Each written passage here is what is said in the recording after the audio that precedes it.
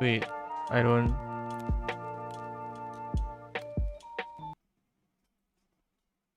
Okay.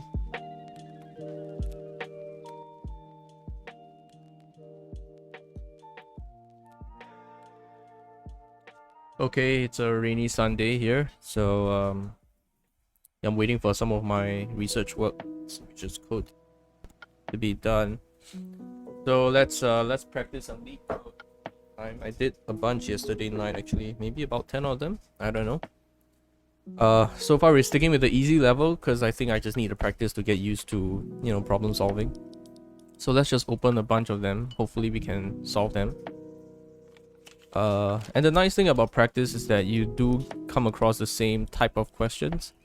And yeah, I just rewrite the code, the same code sometimes, the exact same code, and you know, I guess after a few times, it's easy. Okay, it's quite a, that's a lot. Okay, let's just do a few. Maybe, I don't know. Let's just do it until I'm sick of it. Okay.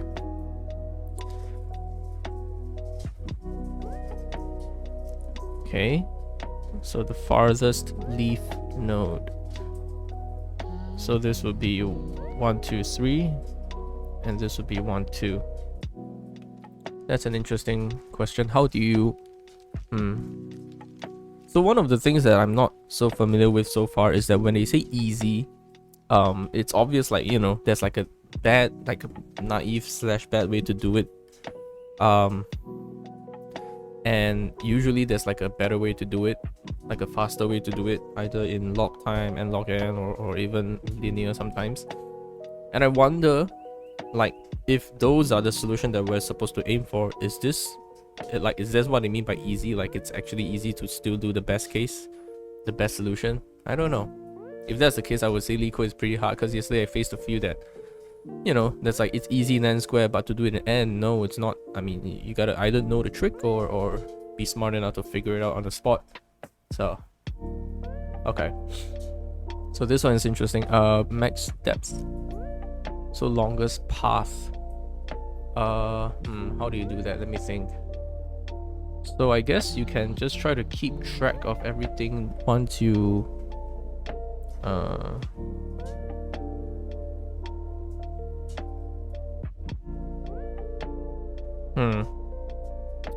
Okay, I'm thinking I could do this recursively, and then each level you just return 1, right? Then you see the max.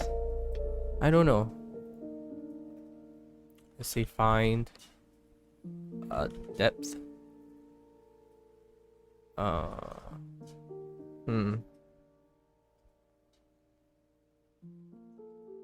don't know. Let's just root.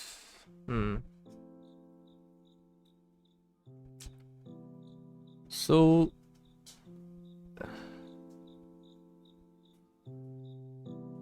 okay, so let's say you have both none, then that's with n, right? So you return 0. Otherwise, you return 1 and the maximum of the 2, right? Maximum of the depth. So let's just say find depth. Let's just say node n for node. So if you have something else, you return. So if let's say you're at a node, if you are none, you return 0. Else, I mean, if there is something, then you return 1 plus max of find depth left and dot right. Kind of feel this works. So you return, then at the end of the day you return. So this is where the max happens, right? So here you're returning, so you know itself, you know yourself is 1, and then you're finding either one more level or this, whichever's largest. Okay, let me just try to see if this works. That's one of the problems that I have also, is that sometimes I figure this out, I think it looks right, but I can't say for sure. Ah. Okay, so this uses some memory. And actually, yeah, this statistics here is not very useful because sometimes they use different test cases and then you just get different results. So this is not fast by any means. Is there a better way to do it? Let me think. I think this looks very clean already, but what's... I actually really like this solution already because it's so... I mean, it's clean, it's easy. Yeah, you see suddenly it's super fast and then it's super light. Okay, let's look at the discussion a little bit before we move on. Depth first search and breadth first search. You don't need to search, that's the thing. One line. Iterative, how would that work? So that you, when you go in, you keep track.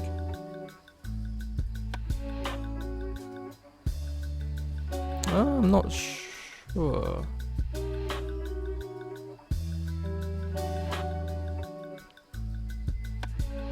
Yeah, okay, so this is yeah, practically what I have. So very oh shoot, okay, let me see. I'll use a queue, of course. It's a queue.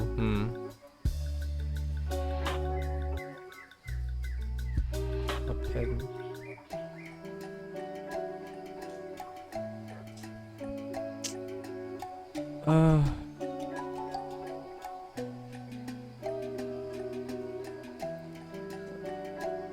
In the level order. To do a level order, we use a queue and dequeue. We also enqueue the nodes for the next level. The queue is a first in, first out. So let's see. 10.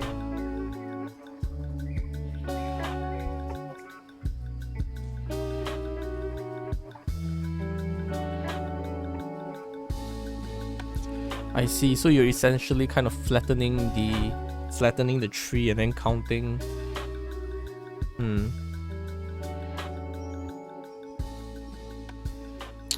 I don't really understand this part. The queue is a first in first out queue to keep track how many nodes at the current level you are at. At the front of the queue, use a counter num node level, which is populated at each iteration transition. Each time we transition, we increment.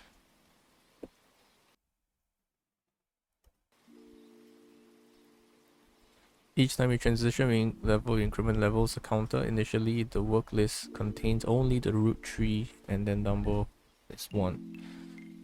I just did this yesterday actually, using a queue to keep track of trees, but is it faster? Well, it's not faster, I think, because you gotta go. Well, no, it's not faster. It's not slower either. But it does probably take up less space. Let's try to figure this out a little bit. If not, let me just write it down as part of the things that I need to figure out soon. The initial state before the while. These note illustrating the state of the code at different iterations. Iteration at node 10, append left and right. And then number node level minus 1. Then levels plus 1. Then you what?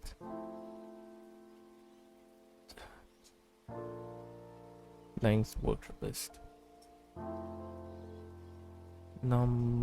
What's number node level? To keep track of how many nodes for the current level are at the front of the queue. How many nodes?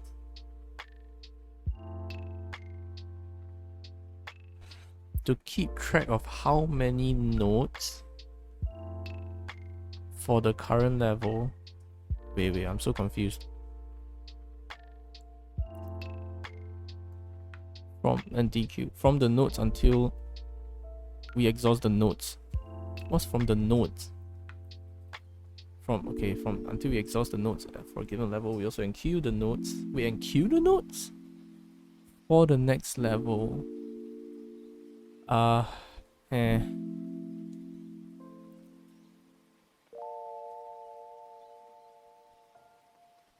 I can't. Okay, so you're yeah, okay, yeah, you're enqueuing everything, and then you are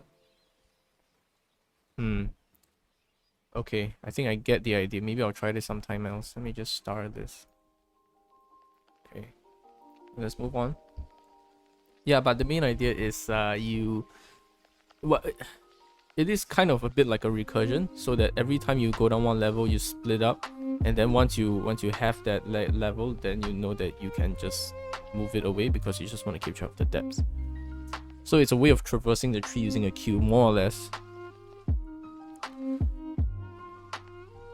An integer, okay, given an integer nums where elements are sorted in ascending order, convert it to a height balanced binary search tree. Oh, I don't know what this is. A height balanced binary search tree is the in which the depths of the two subtrees never differ by more than 1. The height, the depth of the two subtrees of every node, the depth never differs more than 1. Okay.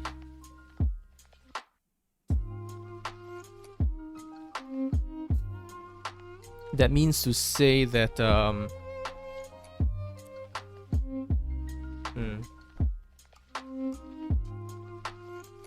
a height balanced binary tree. A height balanced binary tree is a binary tree in which the depth of the two subtrees of every node never differs by more than 1. Never differs by more than 1. That means to say that you could have a case where you run out of things on the so that you only differ by 1, but you shouldn't have.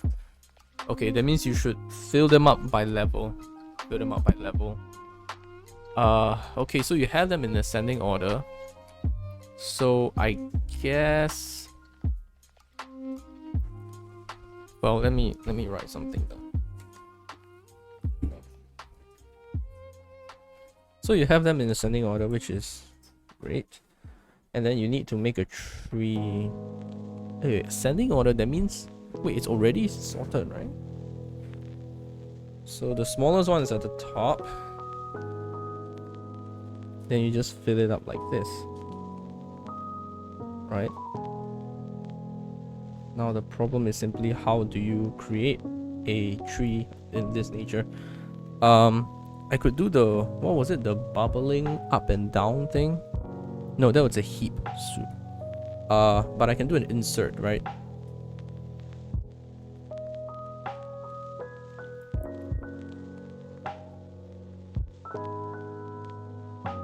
I could do it recursively. Oh, no. The small is not on top, the small is on the left. Ah, yeah, okay. So first, I guess we... I think I read this in the book, and then they mentioned a few ways to do this, but they didn't go into detail, so it's not something that I can draw from memory directly.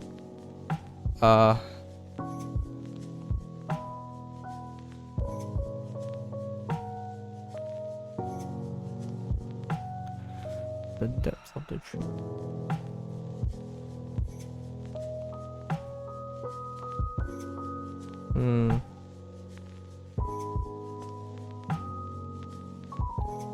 Height balance.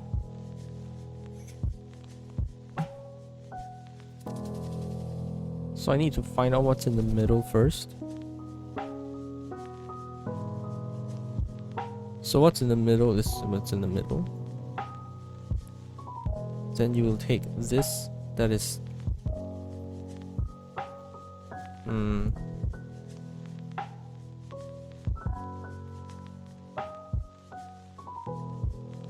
so let me see. So if I create this, then I make this tree. Could I okay, let me see if I can make this like a recursive thing. So make tree, make BST. So I have a number.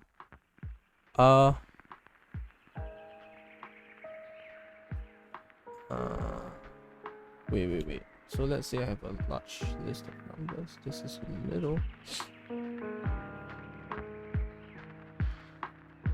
Then the next child has to be in the middle as well.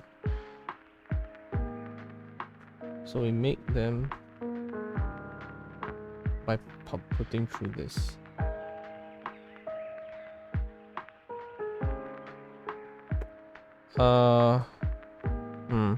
Okay. So I guess you can put in the list. So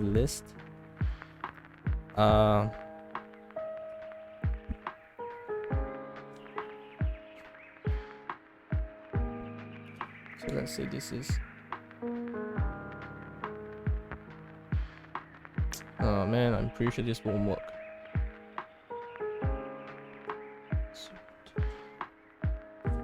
Okay, so let's just take L. Let's call it index.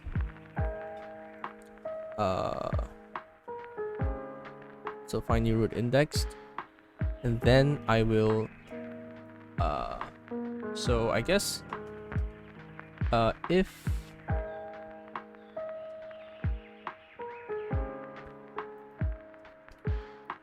returns a tree. Returns a node, a tree, goes root plus left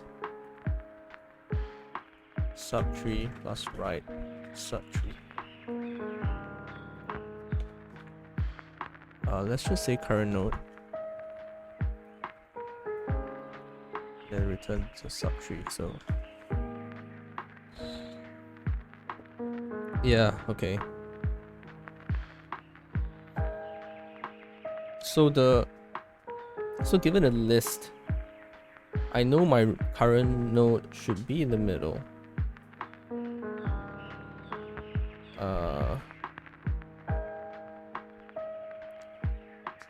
So okay, let's just say indexed, and then return tree node where the val equals to your nums. Well, val equals to nums index. Your left is equals to make bst all the way to index, and then should we just make this like this? And then your right equals to make bst index +1 onwards. So this ensures that it's like an equal splitting. Did you get a chance to do? They were both. No, I didn't. Yeah, no. I don't have the time at the moment. I only have time to do some practice like this. For the rest of my time, I have to finish up my thesis. So unfortunately, no, not at the moment. Maybe after after April, something like that. After March, after April. Yeah. Okay. So the other thing I want to identify is that if I mean obviously if I can't split them no further, then there's no point. So I guess I guess if the length is equals to 1, well, let's see.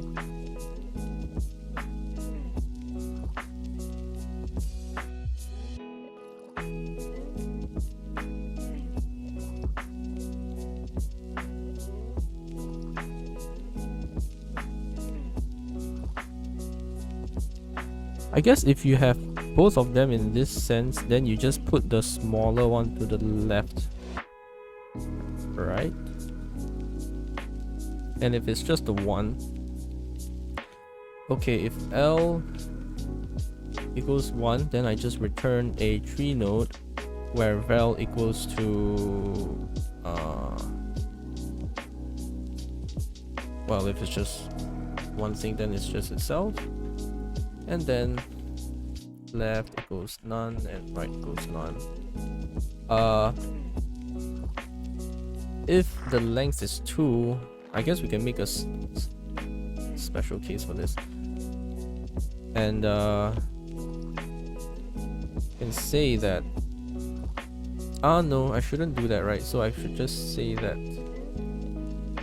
so if let's say there's only two things, then what I want to do is to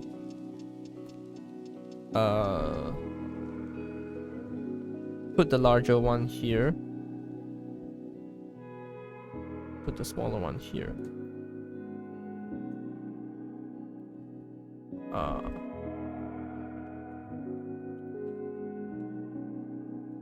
Let's just call the smaller node smaller equals tree node val L 0, left equals to none and right equals to none, and then return tree node val equals to L1, and then on the left is the smaller and on the right you have nothing. And else you do all of this stuff.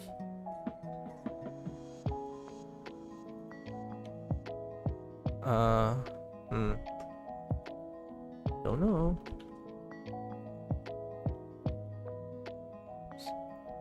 I feel like there's a bunch of edge cases that's gonna screw me over, but let's see. Oh, what? R? Oh, L. Sorry.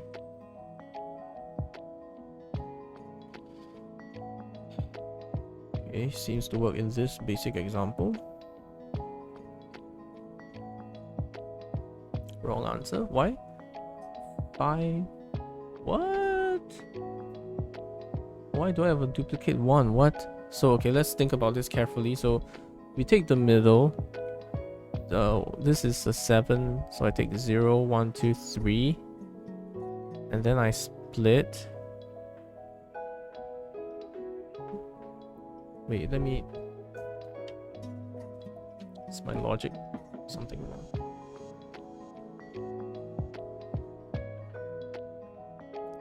The middle.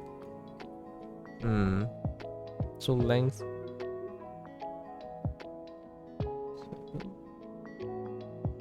It's 3. 0, 1, 2, 3. So my tree is 3 in the middle. Then now it's 0, 1, 2, and 4, 5, 6. All the way up to index and index plus 1 onwards. That's correct. But how did 5 sneak in here? What? No, wait, how did 1 sneak in here? Okay, it doesn't matter. Let's keep on going. This is for you. So 0, 1, 2. Same thing. I'll have 1. And I have 0 and 2. So in this case, 1 here, and then it will be 0 to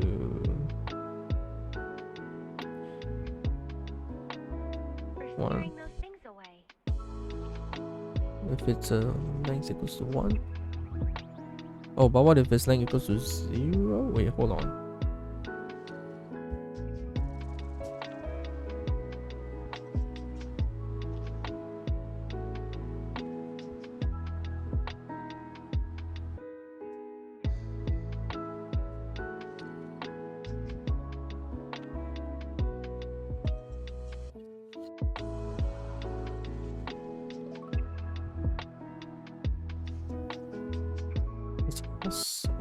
Right. Wait, why do I have a duplicate? That's so confusing. Okay, let me. Am I tripping?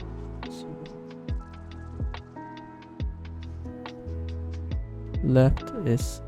So wait, what would my tree look like here? Look, tree. This is for you. 1, 1. 0, 2, 4, 6. Where the answer is 3, 1, 5. What? How did the 1 sneak on by? Huh.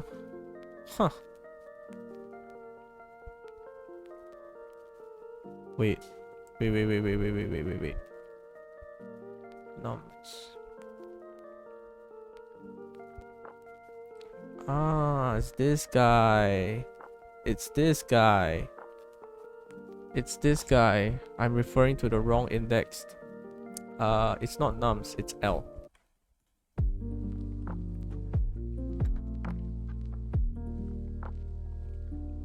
Sick.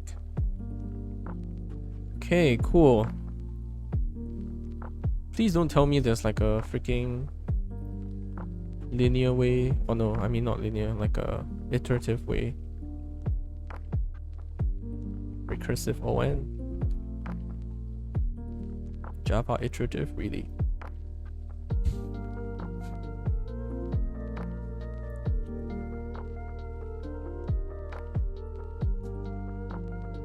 Yeah, okay.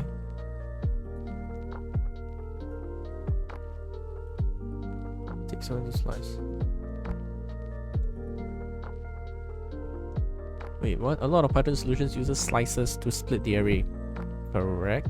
However, it takes on to slice, making the entire algorithm O log n, and therefore we create a helper function to pass in bounds of the arrays instead, making it on.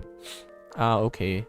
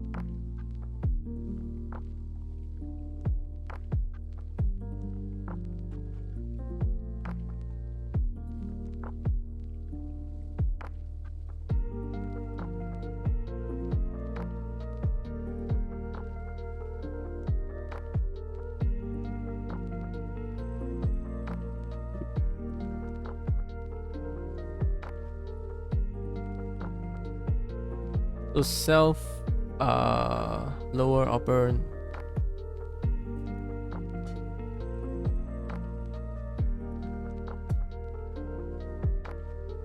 Okay, I see. So it's to skip the slicing. Alright, I guess. Still recursive.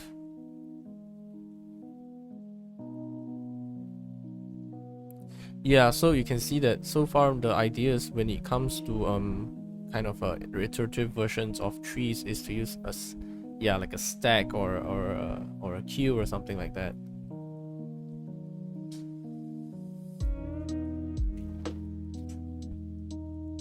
Yeah, use a stack. Okay, I guess you could do this. Yeah, I mean I'm not gonna bother reading in detail because I'm gonna forget it anyway, but okay. Okay, cool. I think my timing has improved since 2 weeks ago. At least for easy questions. So that's whatever I can get. Okay, let's move on. Given a binary tree, determine if it is height balanced. For this problem, a height balanced tree is defined as Okay. Huh. Okay. So what is a not? So this is not a height balanced tree. Interesting. How do I know? Okay, let's see. So if I split it,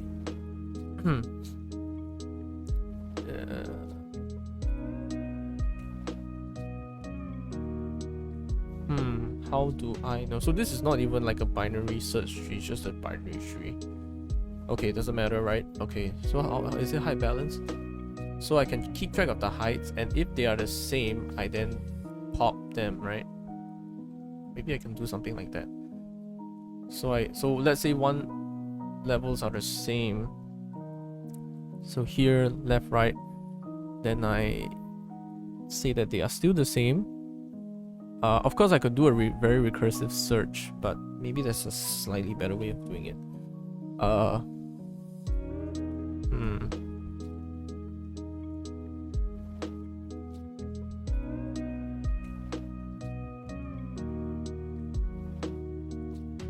Let's try a list. Let's try a queue solution. Attempt at using a queue. Okay. Actually, it's more like a stack, right? It's more like a stack. Okay, we figure it out later. So the point is, when I start here, I keep track of these two levels, and then I now enqueue 4 other things. Oh, okay, wait, yeah, this is... Yeah, I think I did this. I don't know.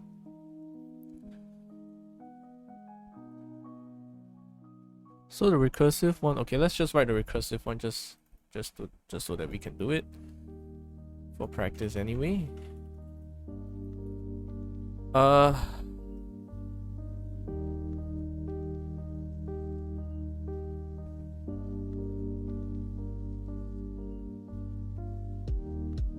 So I want to have like find a depth, something like that, and then I have the node to make sure I want to have my left tree and right tree have the same depth. Okay.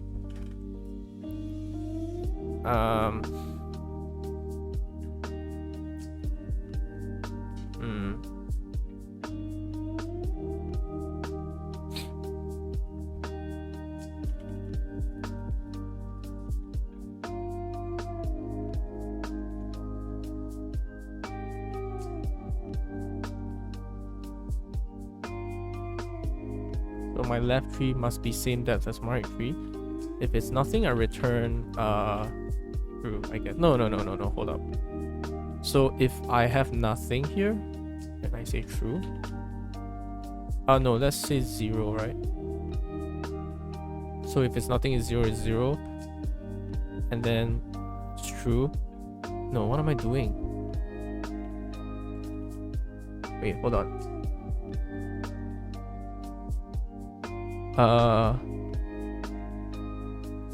Let me check here. So when you hit something like this, oh, but you can defer by 1. Okay.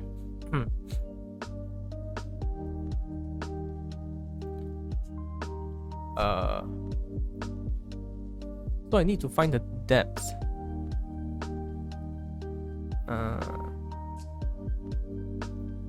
Okay, let's say L depth. Okay, let's do this a little bit more ridiculous. And then the right depth. So you find the right depth. And then if they are... So I need to return 2 things, right?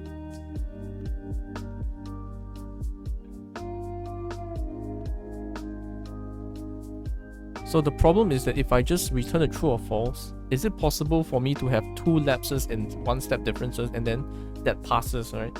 So let me see if I can come up with an example for this.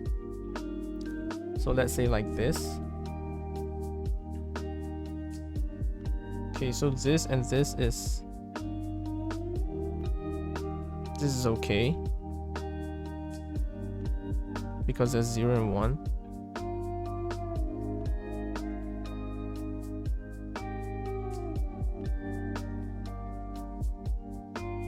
Wait, same. Okay, wait, this is tricky. This I'm not checking that they are the same depth exactly.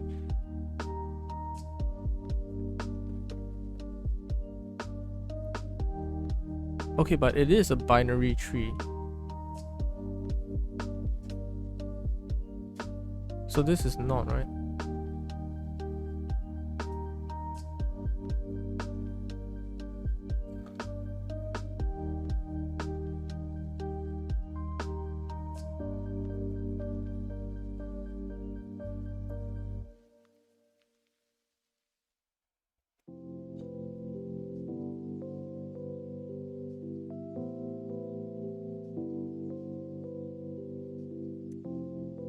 Would it... Wait.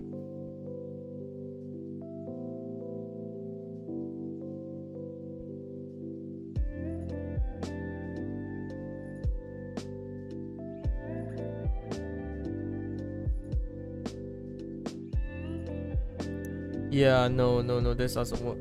I need to keep track of the height as well. So this, well, if there's nothing, I'm gonna call it 0.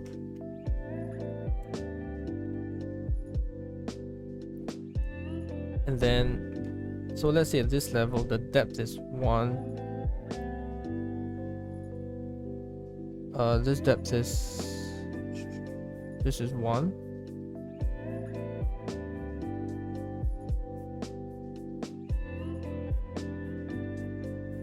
Two.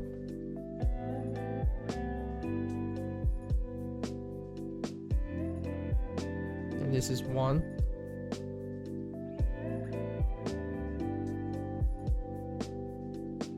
Yeah, actually I should just follow the definition, right?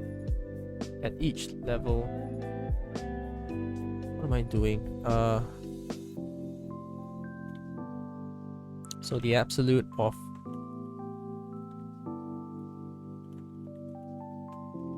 small is equals to 1. Okay. So then you have nothing.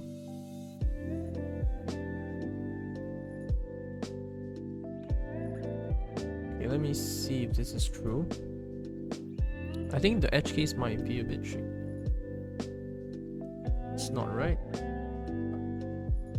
Wait, what is this tree? 1, 2, 2, 3, 3, nothing, nothing. 4, 4.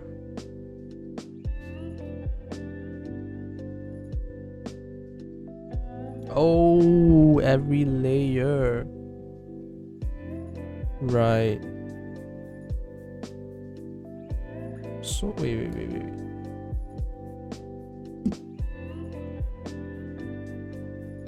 Oh my god, what am I doing? I'm not finding the depth. Am I crazy? Oh my god. What am I doing? My logic is trash. So if they differ by 1. Wait.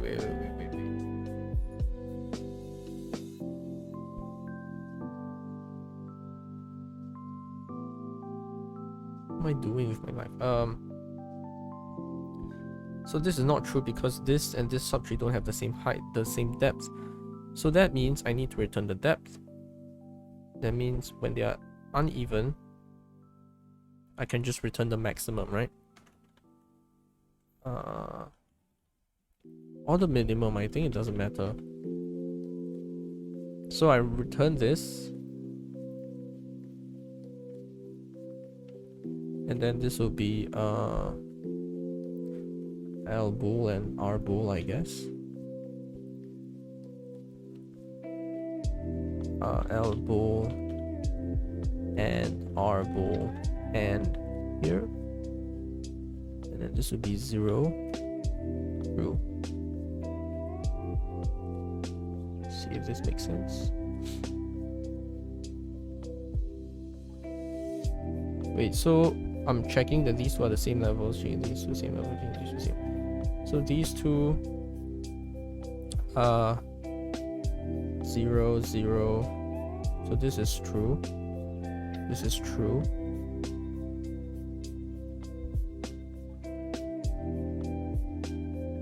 Oh no. I need to plus 1.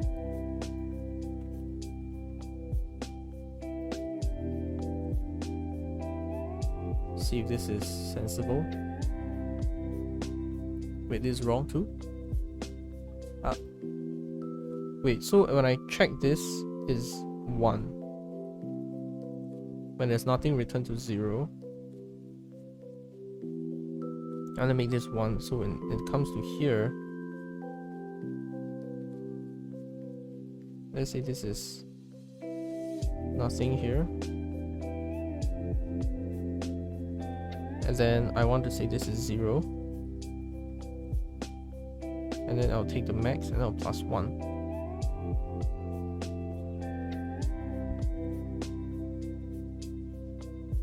Two.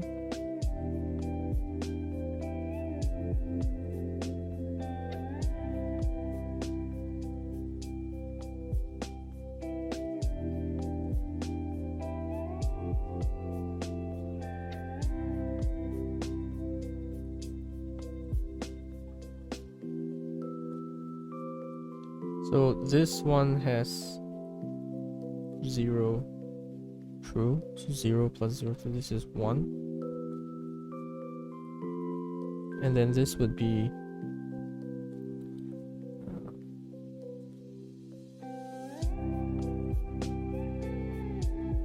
0 and 0 plus 1, so this will be 1. 0, this will be 1 and 2.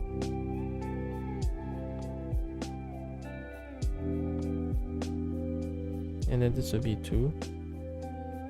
And then this will be 3.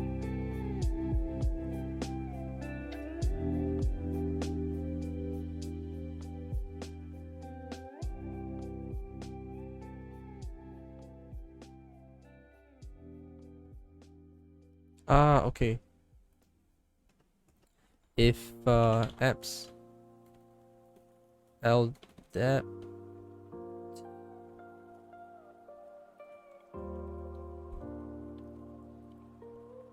more than 1, return false.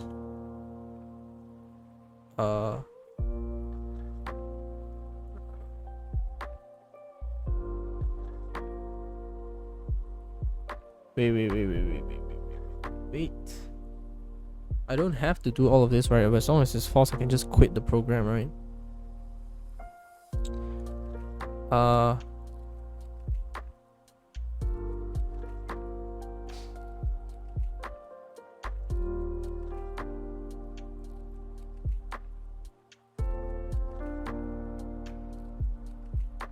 But this doesn't mean this is wrong.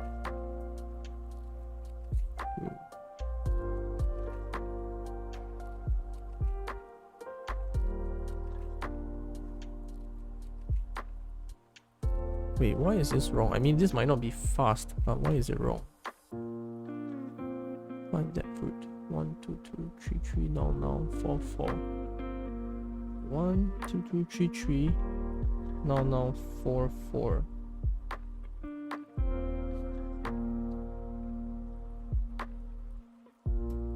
And this is true. If I see a none, if I see nothing, then it's true. Weird.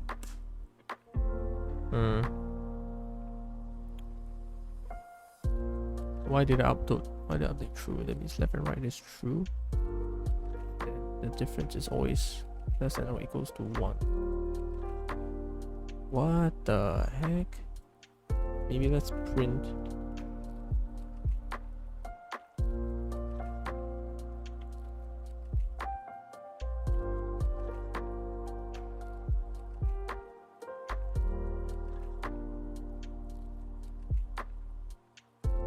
So 0, 0, 0, 0.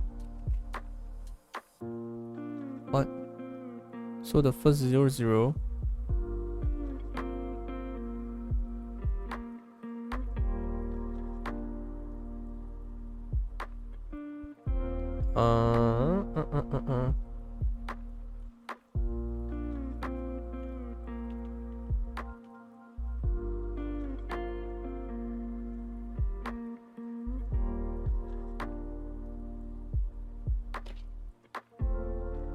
Three, 9, 20. No, 15, 7. So 9 is 0, 0. 15 is 0, 0. 7 is 0, 0. 20 is 1, 1. 3 is 1, 2. Right? This is okay, yeah?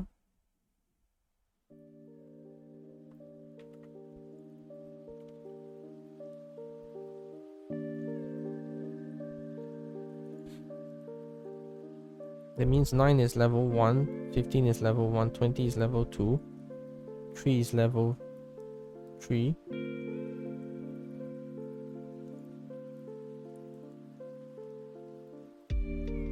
Oh my god, I just returned the first thing, I don't care about the rest.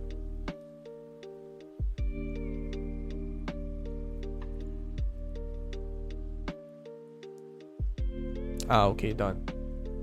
Yeah, this is not the ideal solution because it's a bit slow probably, but nevertheless it works. Okay, let me try another solution where we don't track the actual height. Let me just check that it is balanced. Don't track.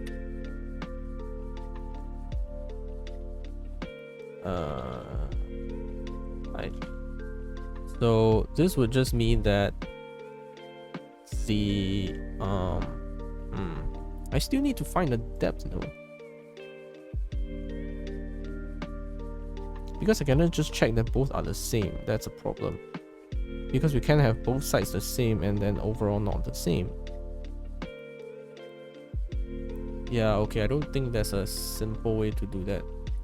Right, because if we picture this example, yeah, this is height balance, but just because they're both height balance, it doesn't make any difference. That we need to check that they are their heights are indeed less than 1. Yeah, okay, so we still need to find the height. Okay, the height difference must be less than 1. Okay. What? Oh.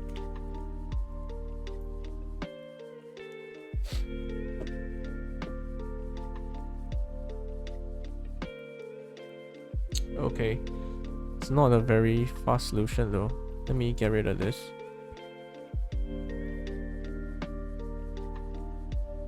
Probably there's a faster way to do this. Yeah, it's quite fast.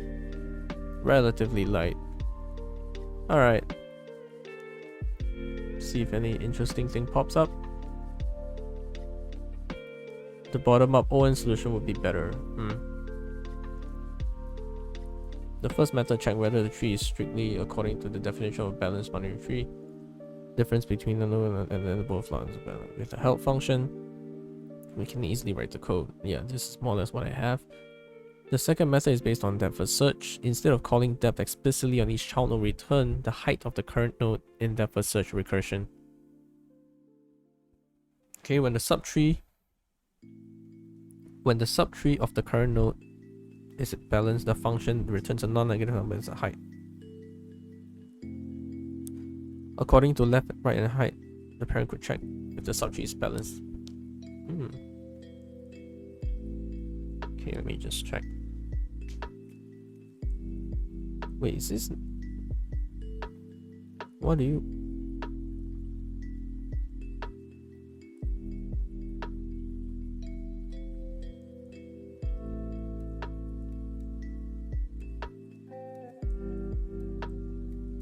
Yeah. So I was mentioning, the moment you find that it's not matching, you can just quit. You don't have to do anything else.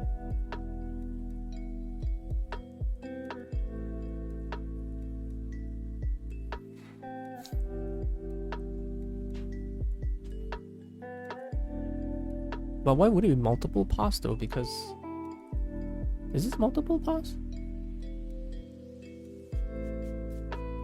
Yeah. Okay, let's look at this. If okay, left height equals to depth first search height. If left height is -1, return -1. And else return -1.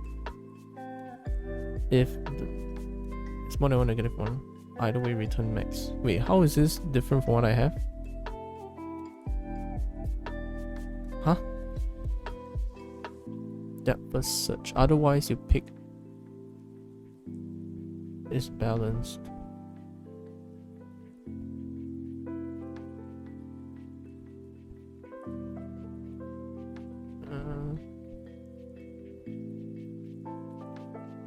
Wait, I don't understand. This looks very much the same thing, no?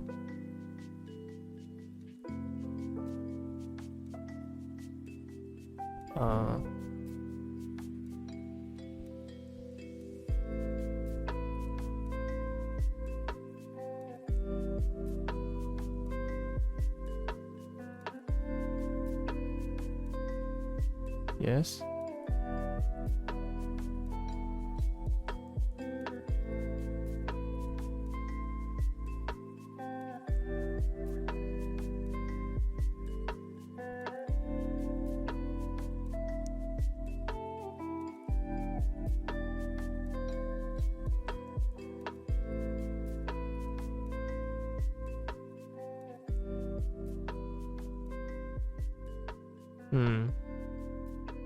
I don't think this is very different. And this bottom-up approach. Wait, then what is top-down? I'm confused.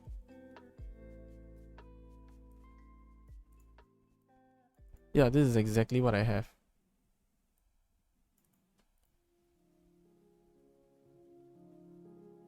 Is that what I have?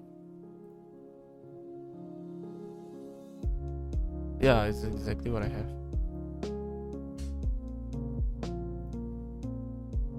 Hold on.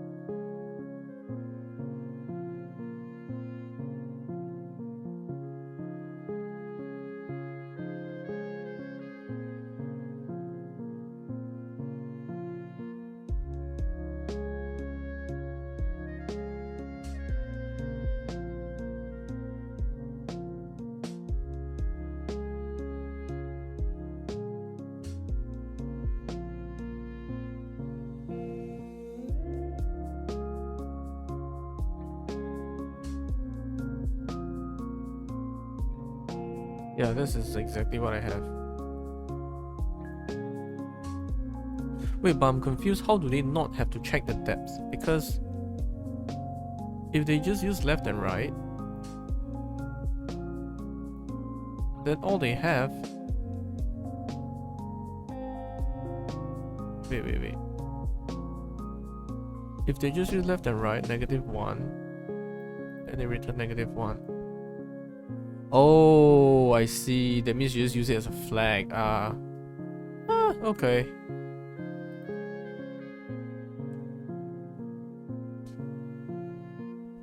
Yeah, this is the same thing. Yeah, so it's just using the using it as a flag. So maybe let's try to write that out. It's faster. Don't know how much faster. I mean, I could write a few things to make it faster in the sense of cutting things short, but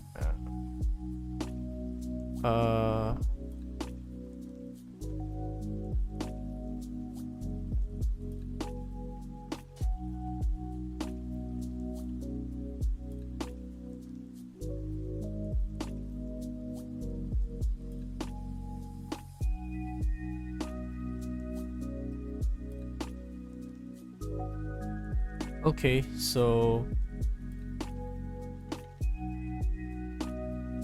LR.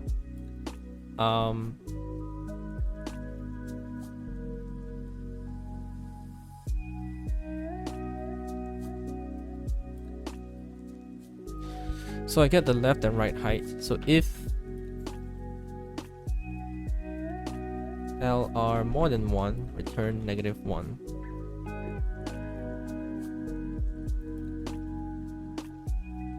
So if L equals -1, or R equals -1, or then now I just return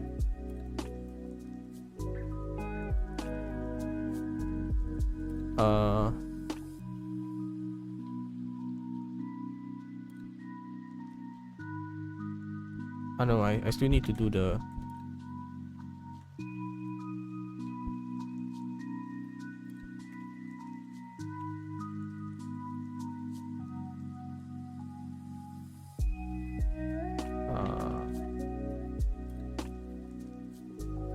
does this work? I think this is... Yeah, okay, it works. But okay, more or less the same thing. Alright. Let's move on. Minimum depth. Okay, so shortest depth. Interesting question. So how do you do maximum depth? We just find the depth.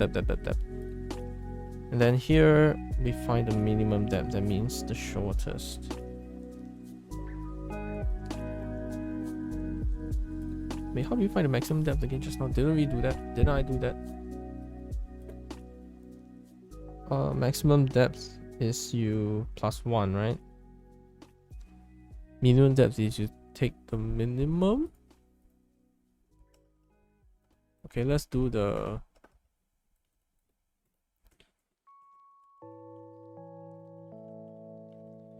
I can't spell recursive solution.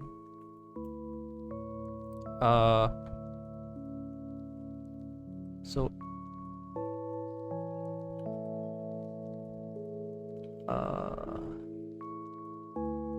find depth n.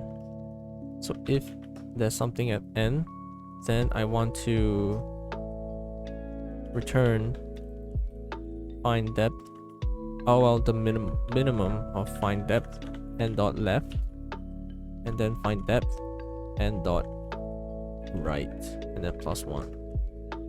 If there is nothing, then I return 0.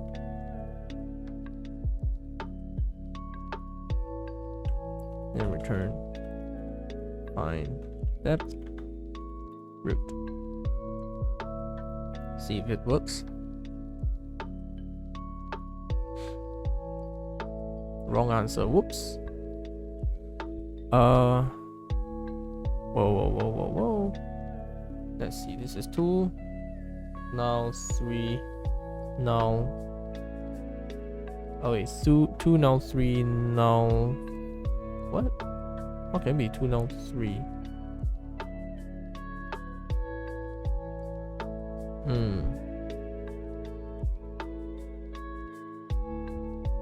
Oh, you don't count.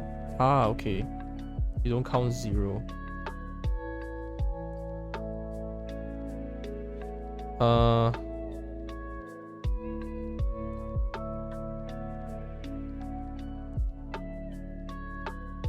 So 2, 3, 4, 5, 6.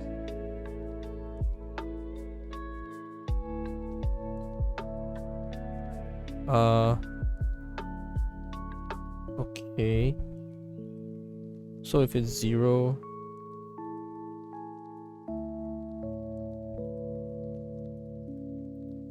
wait, so let's see. Maybe try 99. Ah, that's a bad idea too. Yeah, what am I doing? So when I hit here, I'll find the height of this. No, find the min depth. So if it's none, it's 0 and 0.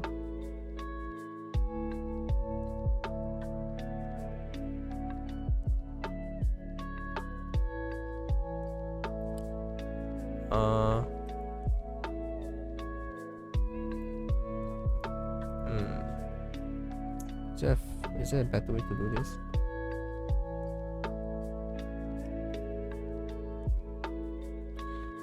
Okay.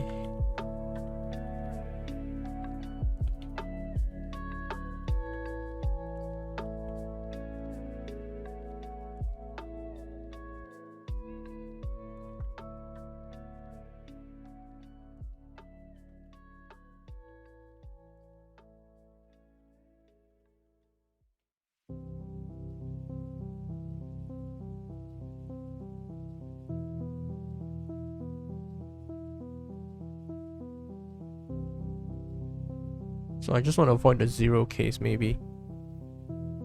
Wait, what? Not support between none type? What? Oh.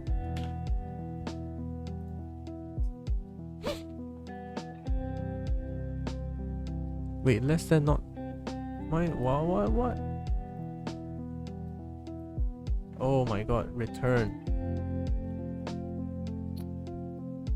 Hey. Okay, should be good.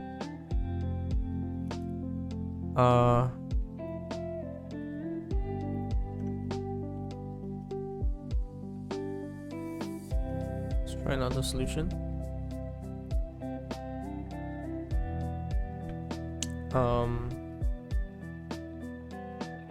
So instead, so when we find the minimum,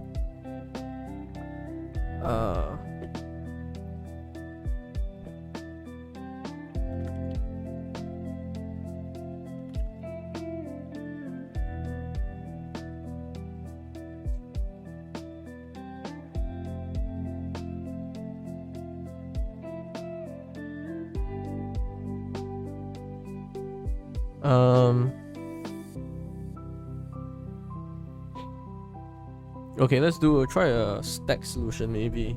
Should get it done once at least, huh? So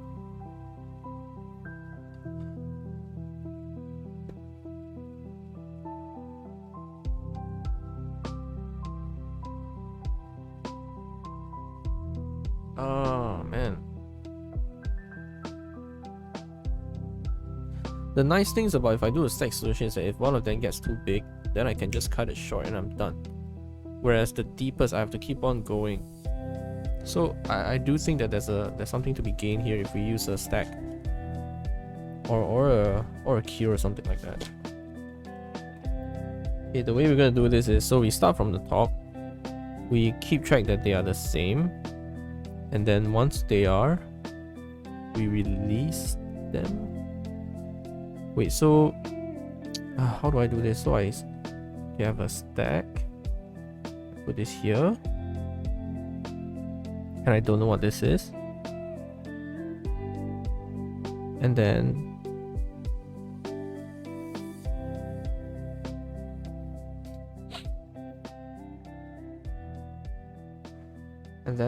on the left side I stack it.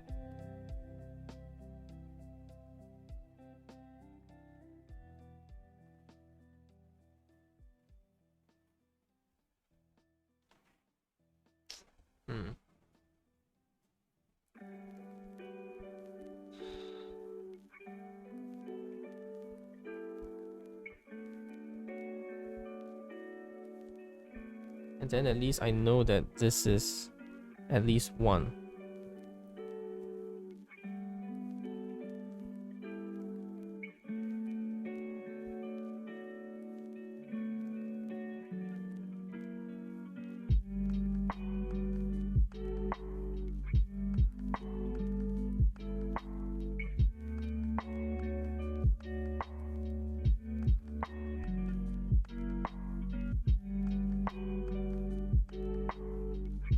Here, I put it.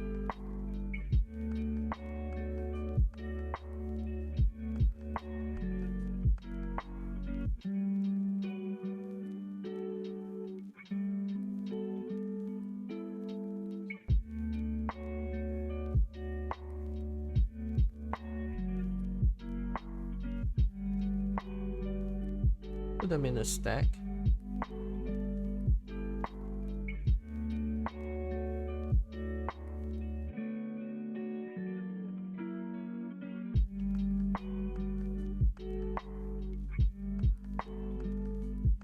Take the minimum.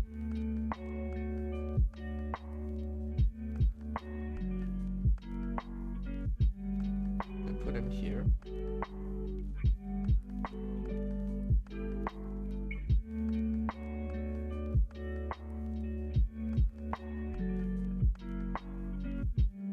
Take the minimum.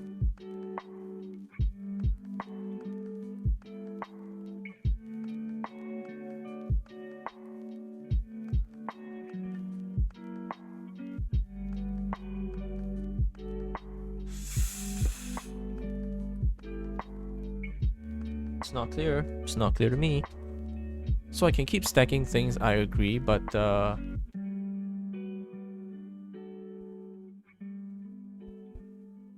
so how do I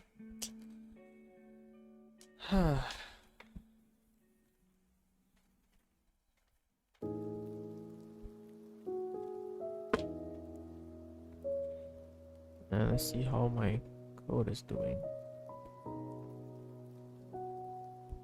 My god, slow. Okay. Okay.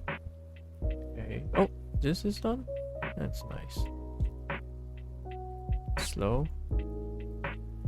Oh, this is relatively quick. How am I looking on the space? Okay, okay. Alright,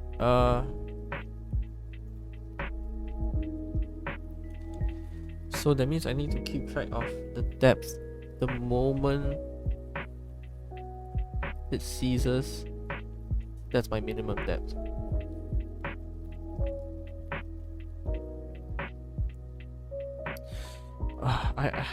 It's at the tip of my tongue.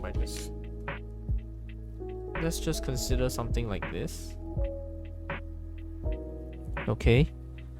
So, or like, okay, maybe like this. So, A, B, C, D, E, F, G. Right? So you put A inside. So every time, wait, so you put A inside. And then, what happens is that you put A inside. You start with A, then you take the first guy, add the two child.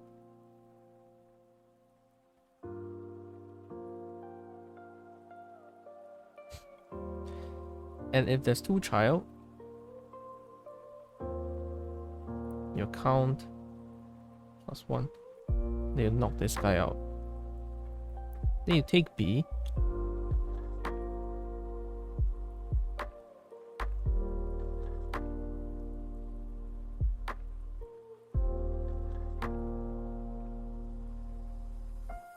You add two child.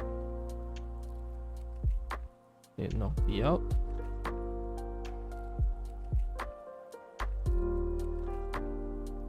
This helps you find maximum depth. It's not minimum.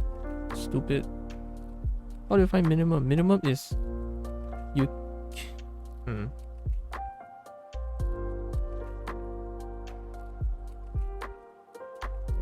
Okay, you need to find the minimum of the two, huh? So you take a. So it's a level order thing, right? How do you get level order traversal? Well, it's a heap, right?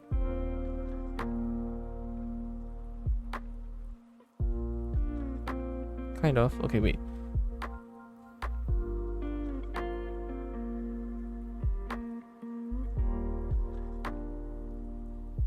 So you take ABC.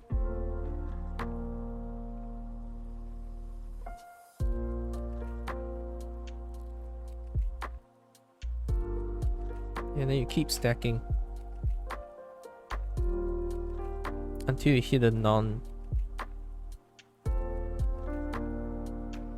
Let's just say F is here maybe. So once you hit a none, you know you can stop. Then you need to count how many of these guys there are. 1, 2, 3, 4, 5, 6.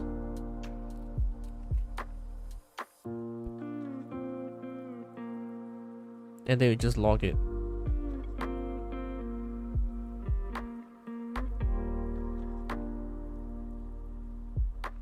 Right? Let me try. 5, 6. 1, 2, 3, 4, 5, 6. Huh. Let me try.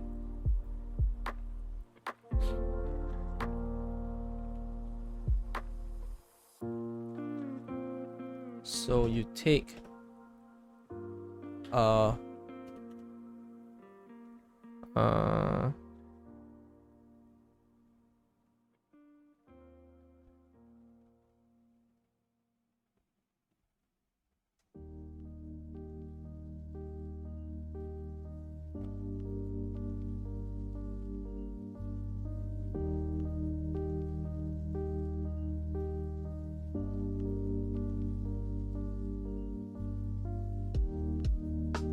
so you take the left and right. So you keep on stacking that, so you have a stack. Just call it S.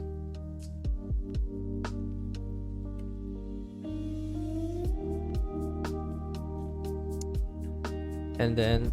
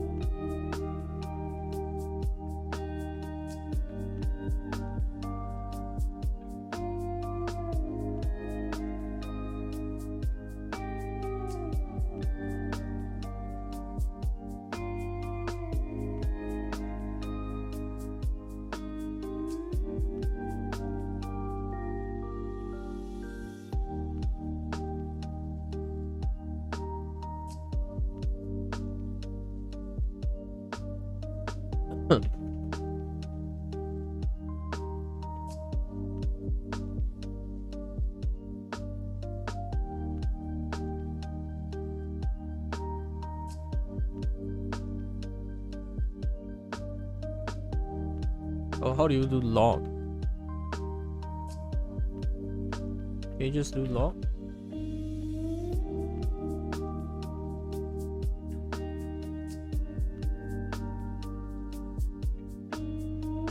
Can I import stuff? Is that legal?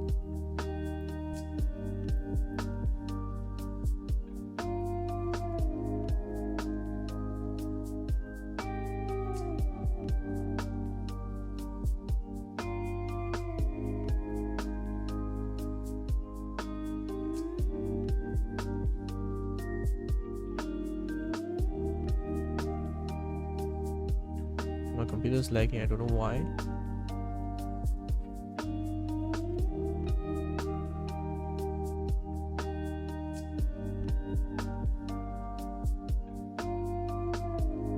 That's seal.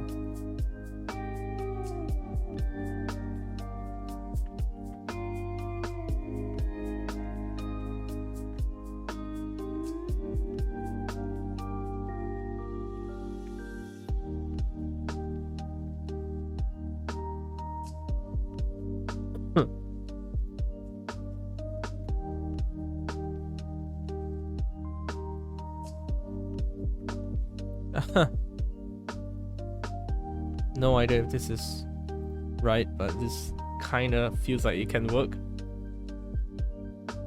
It's a bit trippy, but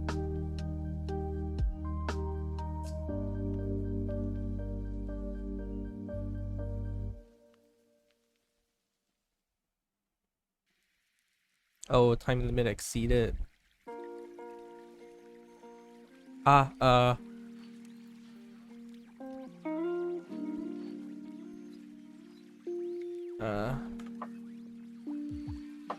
eh?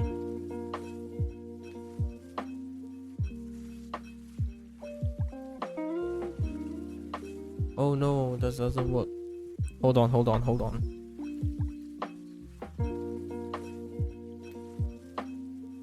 Ah.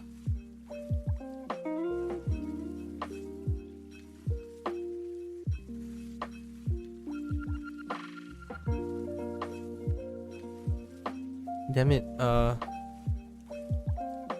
Doesn't work. Hold on.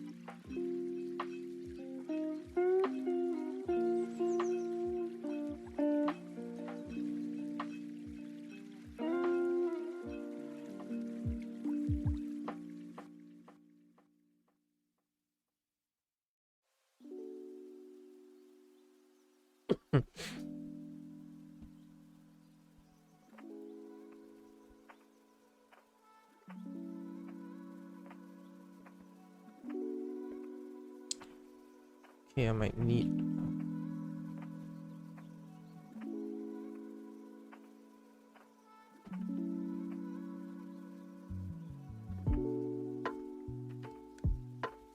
So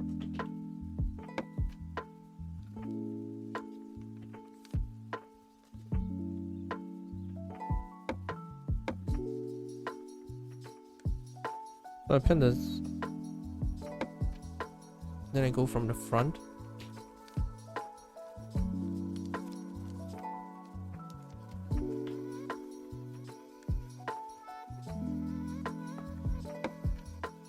Right, this pop. That's the first.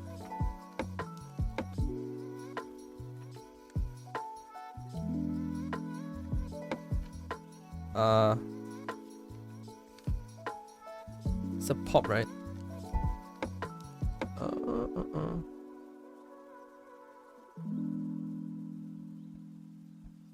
The last element is popped and removed. No, I want the first element. So 0, 0. So pop 0. Does it return it? It has to, right? Oh, yeah.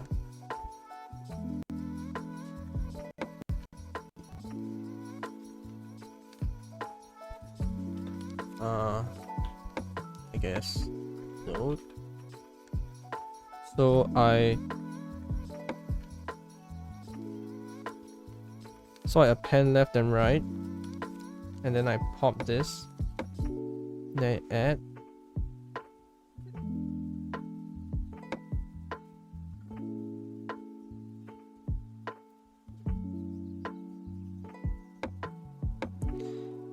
Then I see.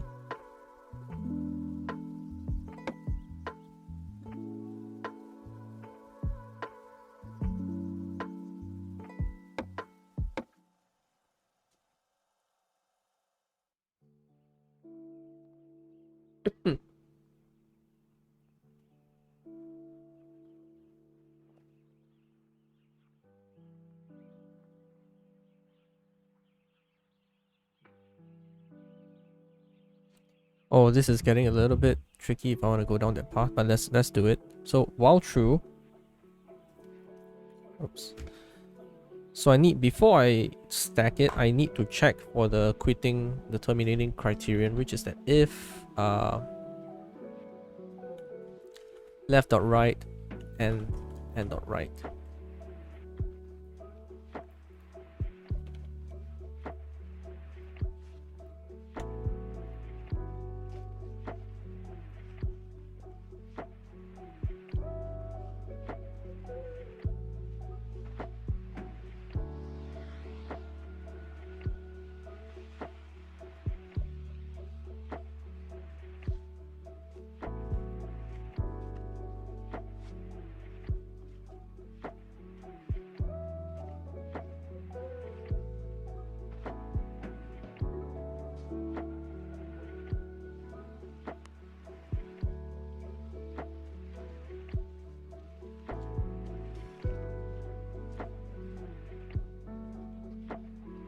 If they're both none,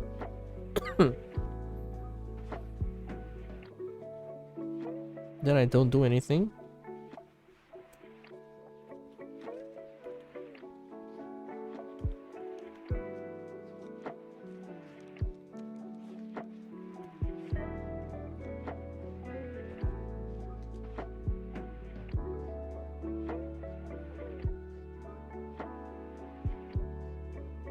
Hey.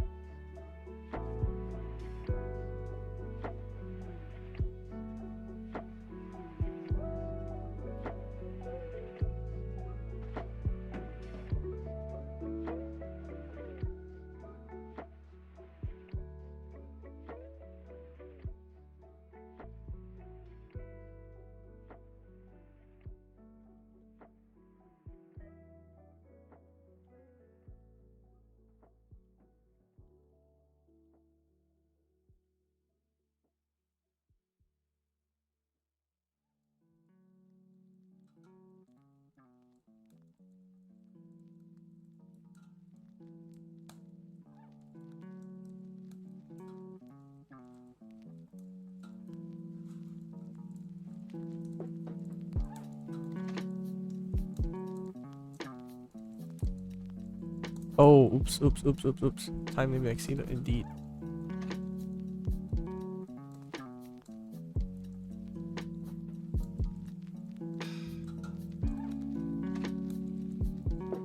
Wrong answer. Expected sum was 3. Why is it 3, 9, 20, no, 15, 7. 1. Wait, minimum?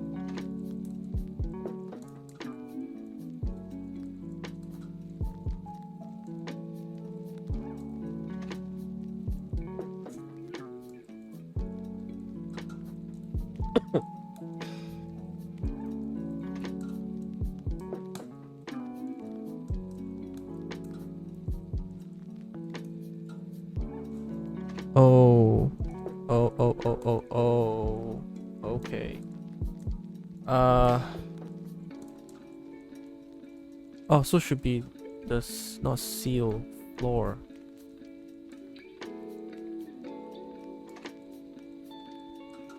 I think floor works because now you're I was thinking about the maximum for some reason.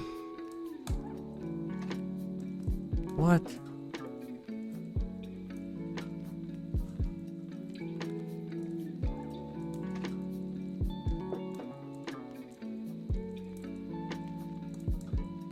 Wait, so I see.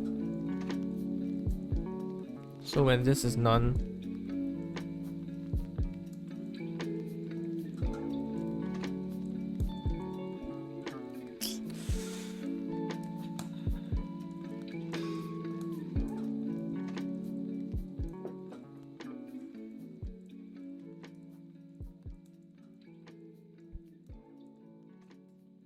there's a special case lah. When, yeah, cause you don't consider this as 1. You consider this as 5. So if you hit a X right away, and if you let's say hit something like this, you will call it 2. But if you have nothing here, okay, then let's just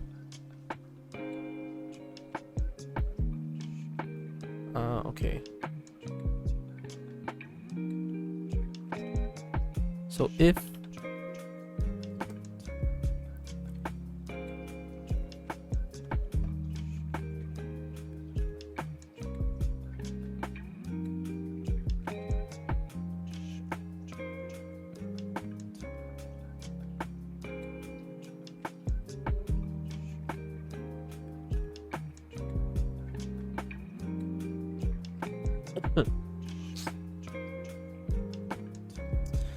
okay, now this is a bit tricky.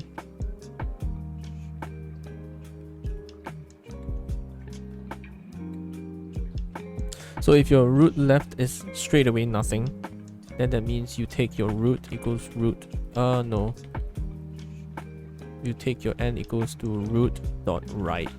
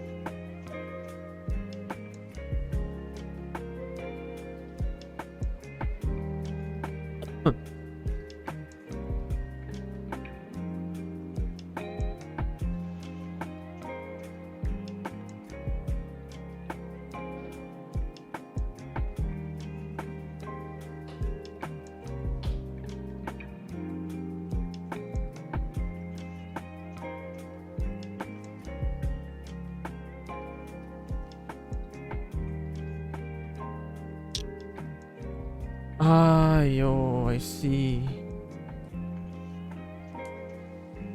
It's not just that, huh? Because when this hits a negative,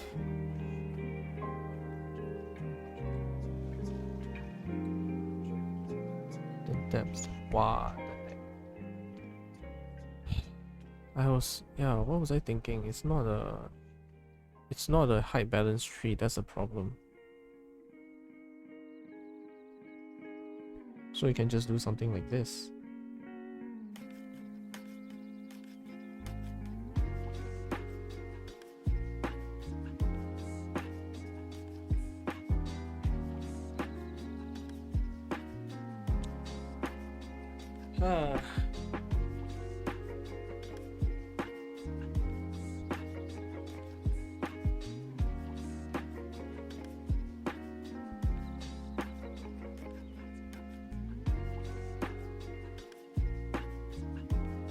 So this is a worst case scenario, right?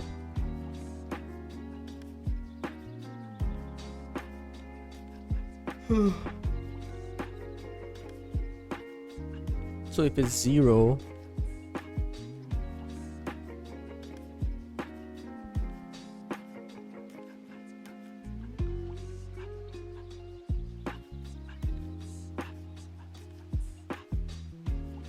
so only when you have nothing left on both sides.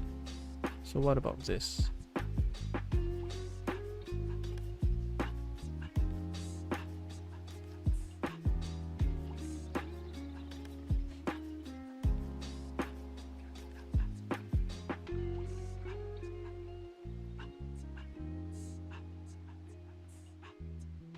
Okay, so only quit when there's nothing at the side.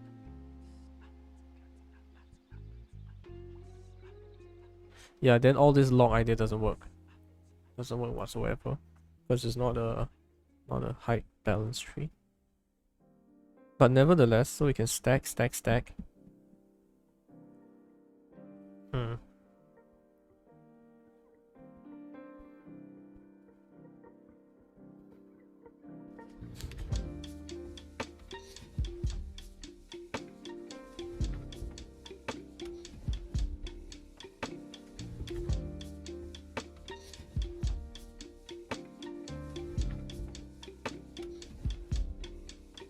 Yeah, okay, maybe there isn't a super easy way to do this.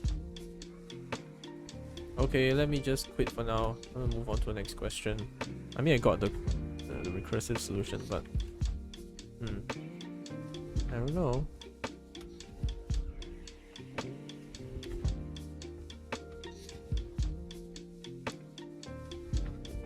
Okay.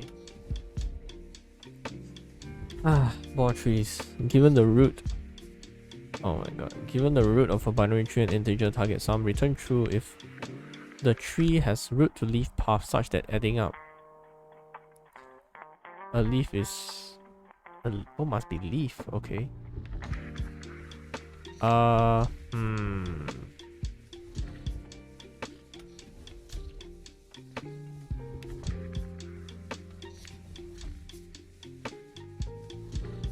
I keep on collecting the path.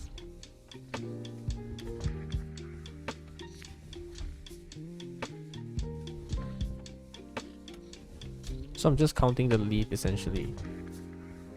That's an interesting idea.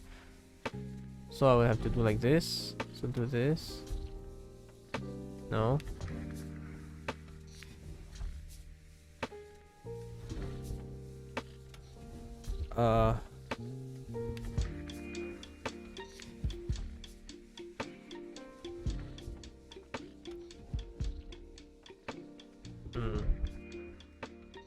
So the path sum. So the path sum.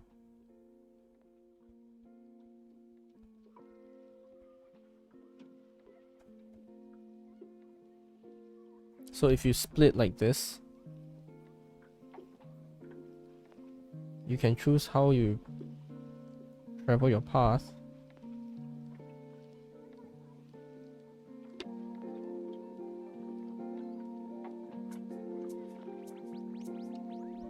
When you hit it,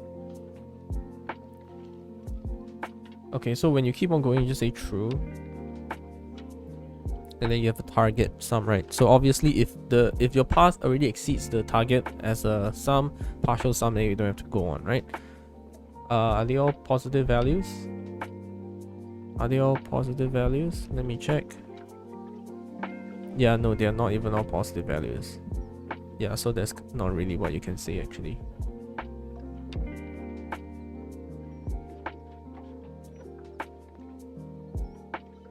The node values are could be negative. Yeah, so you're kind of out of luck.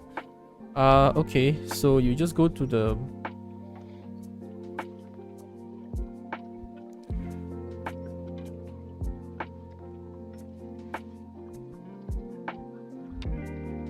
huh.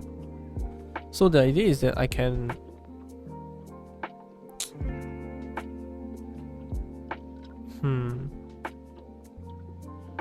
I can actually like memorize this so that I don't have to do I can do 5 plus 4.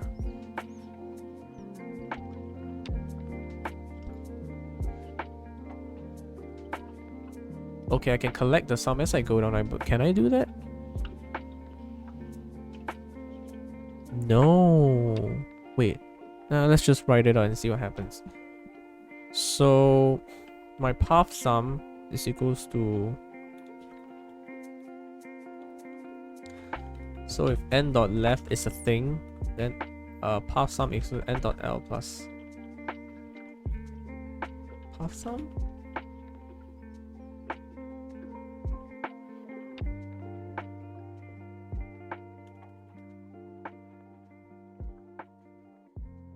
Yeah, so path sum of so that's left path sum.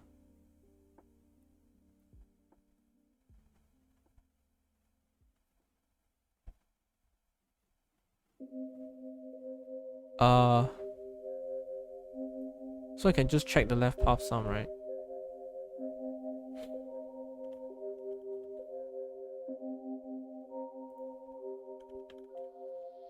Okay, so if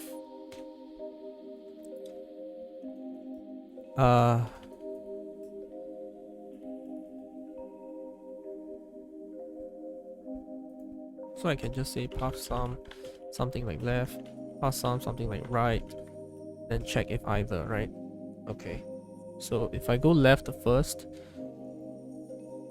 go left, left, left, then if I hit nothing,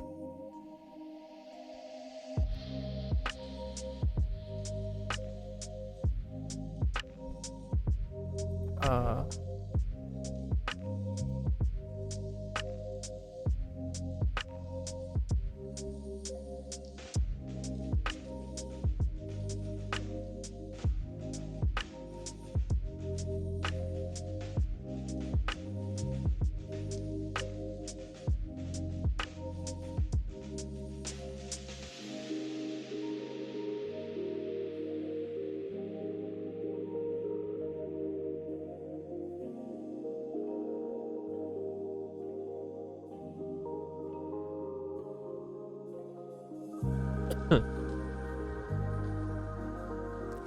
so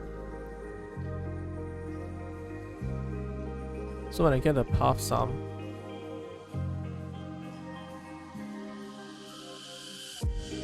how many sums are there? That's the problem. So I go like this, check, not it.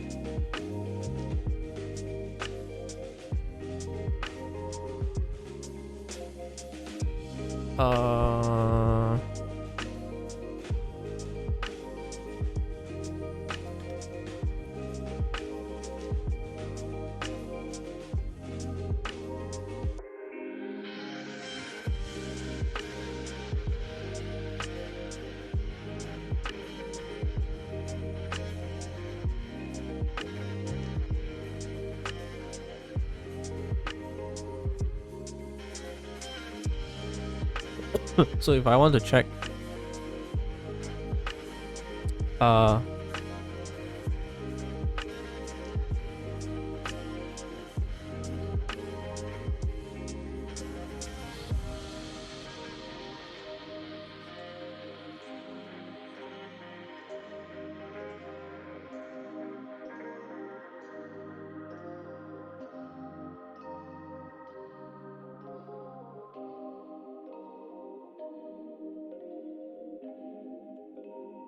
So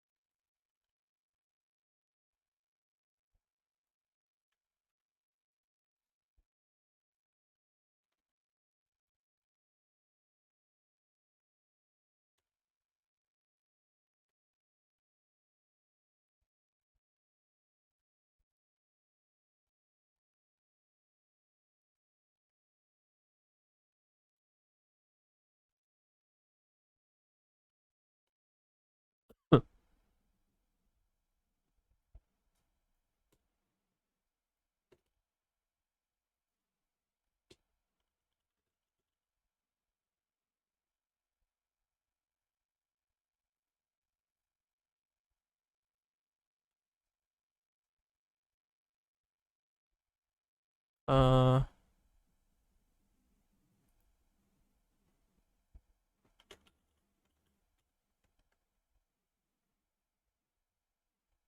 so if check is true, then you get target sum. And I don't understand. Getting a bit confused here. Okay, so I carry the sum downwards. So 5 plus 4, 9, and then I'll check 11. I don't check. So I hit 7. 7 has nothing on the bottom. Uh,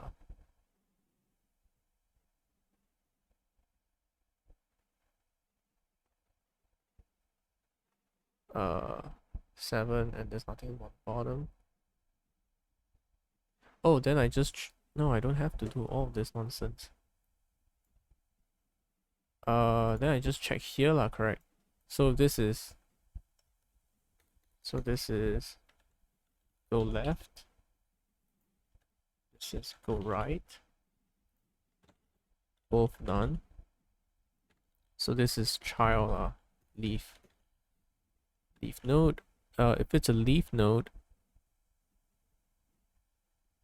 If it's a leaf node, then uh then I can check.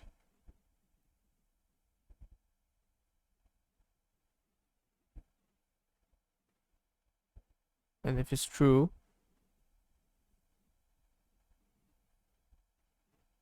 wait. Should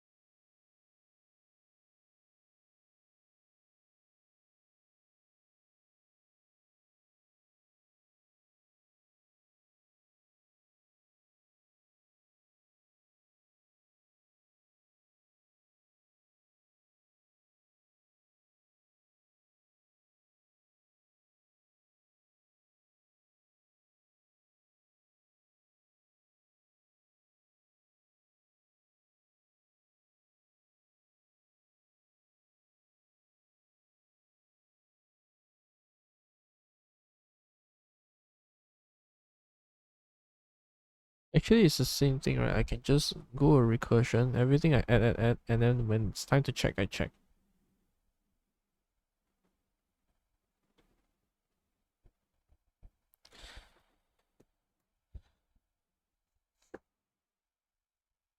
Then use it as a flag. Okay. Uh, so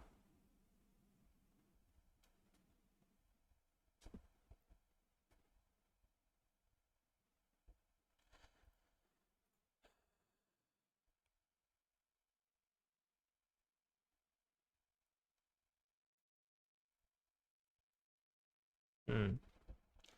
So if I have left,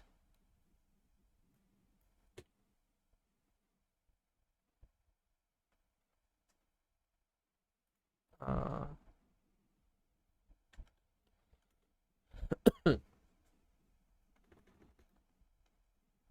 so I just take the sum, right? No. I need to have a flag.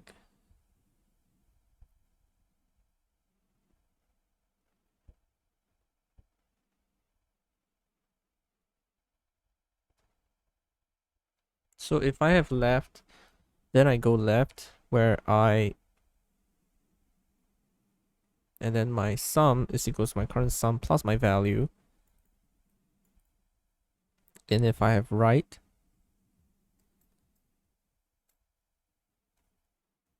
half sum, half sum.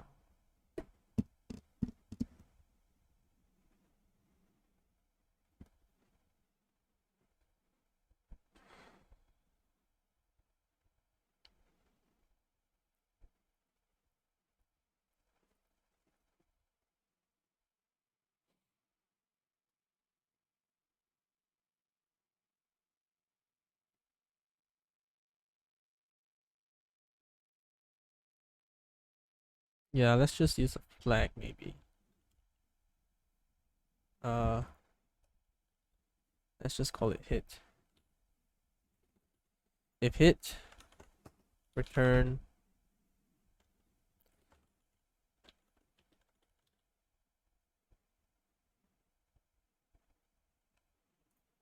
uh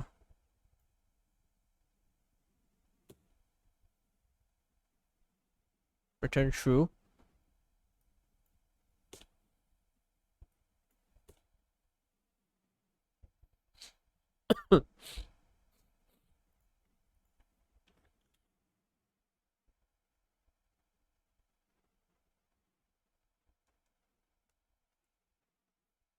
uh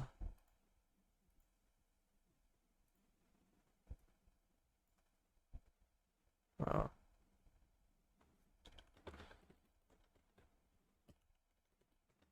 maybe we can do this.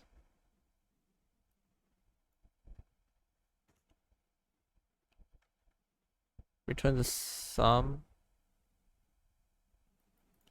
I don't know if I'm making any sense, but I'm just trying out. So I go left.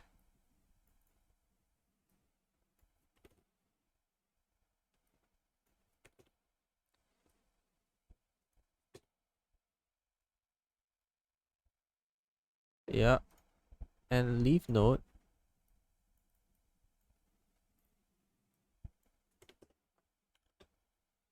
If plus uh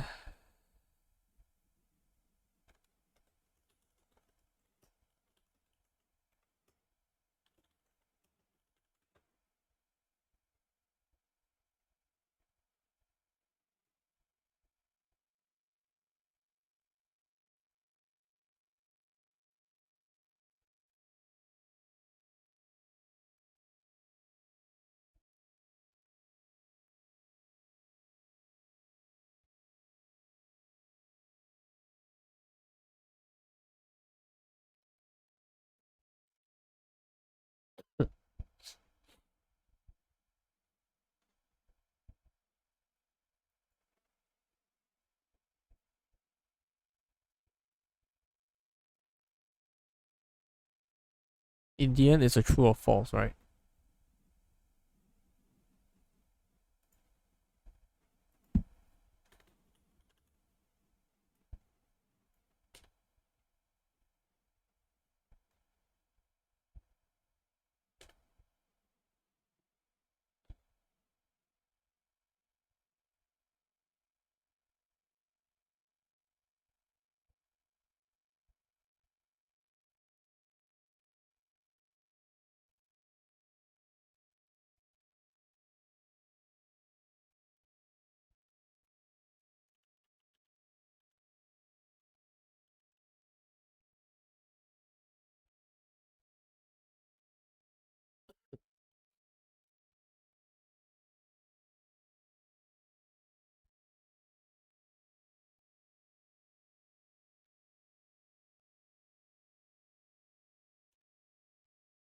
Does this make sense? This looks like it's definitely wrong. So let's just say that it goes here, left, left, left.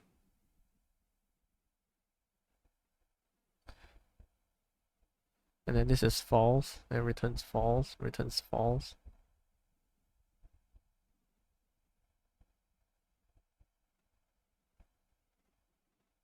So this will give me the first one.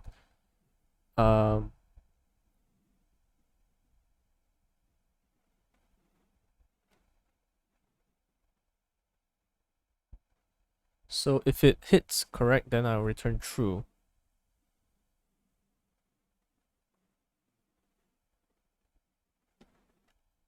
Maybe I do need a hit.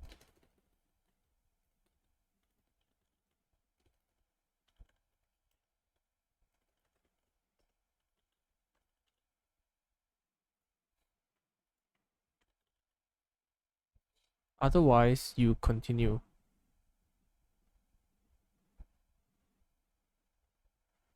So if it's hit, you get true. If it's a false,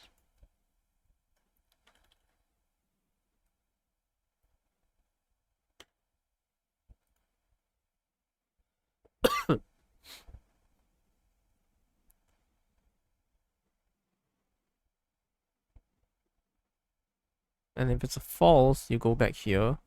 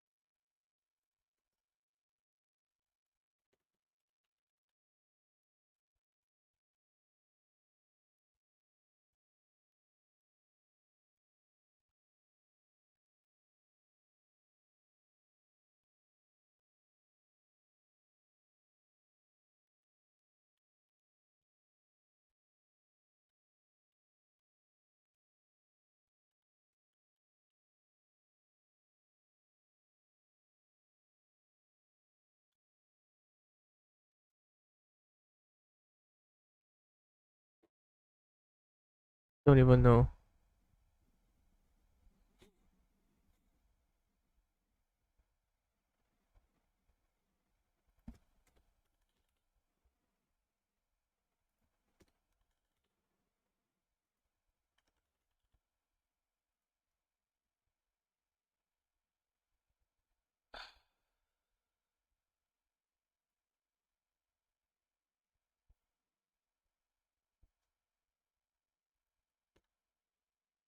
Oh,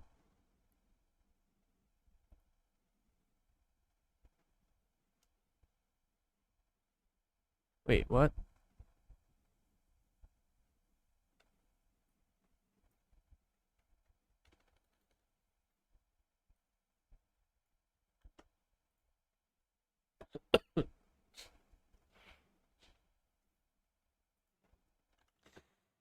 Um, okay, so if it has left, it goes left.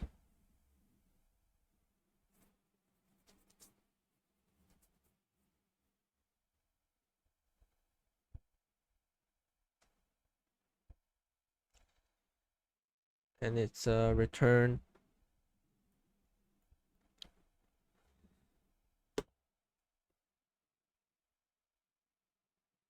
It's return true.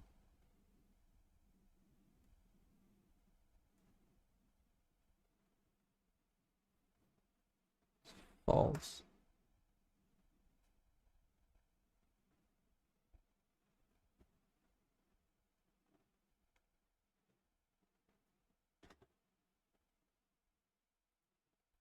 If it hits,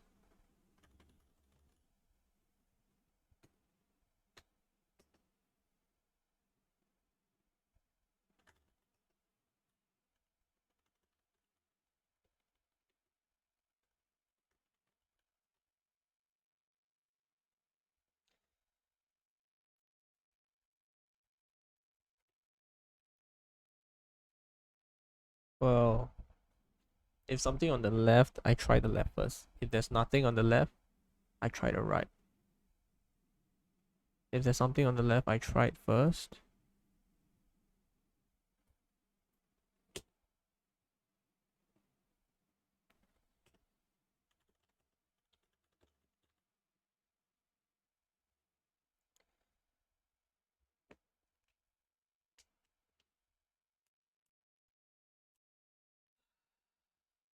Giving me so much headache, so stupid.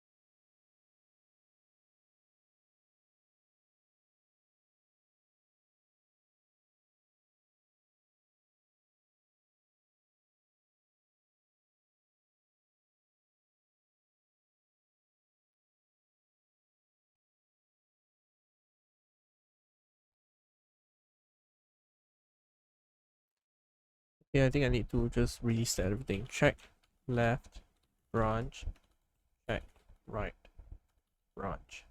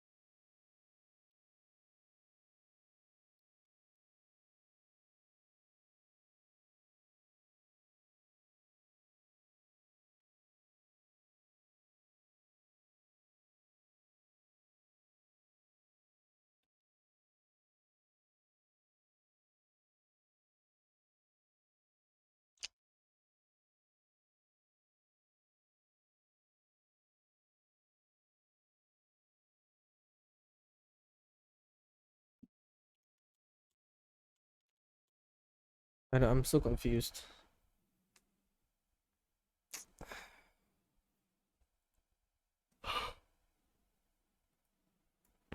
Does this work?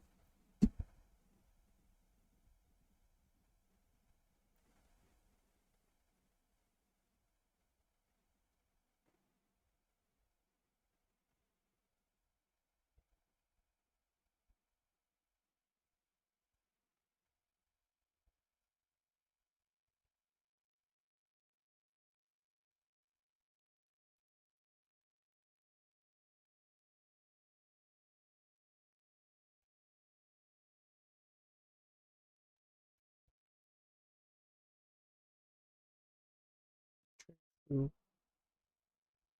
true.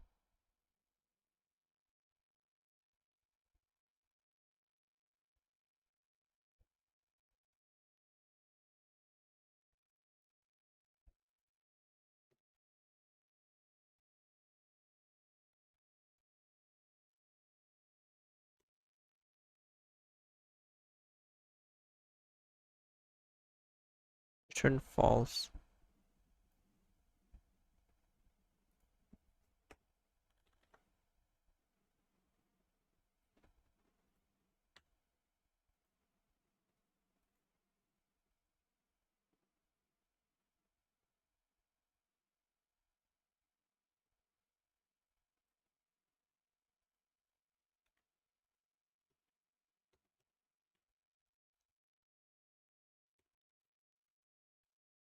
Hmm.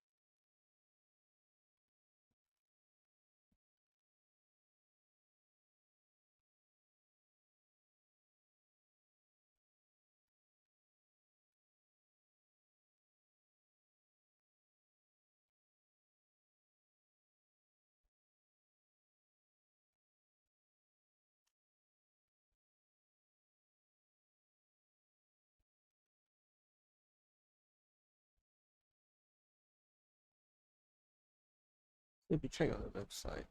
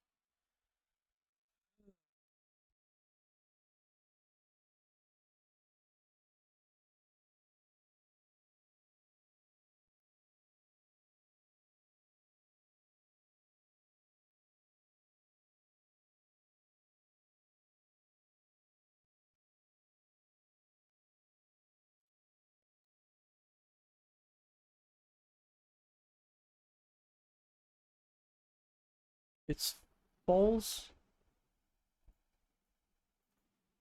Move on, right?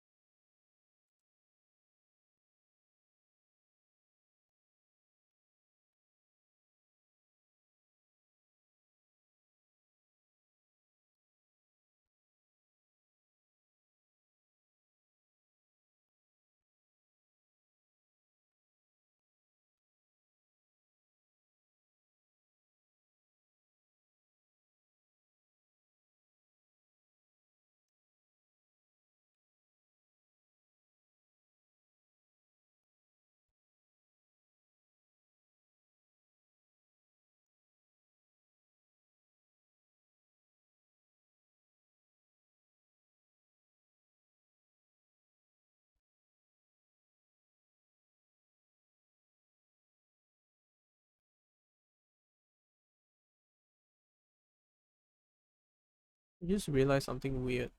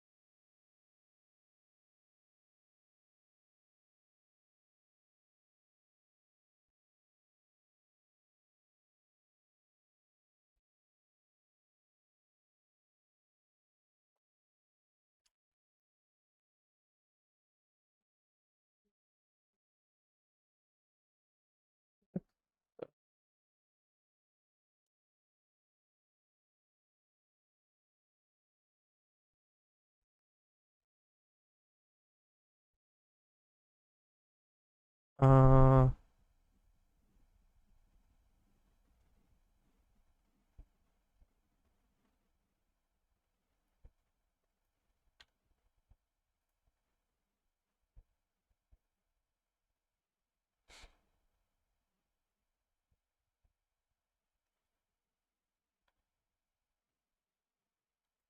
are you shitting me? Empty list. Are you seriously doing this? Empty list.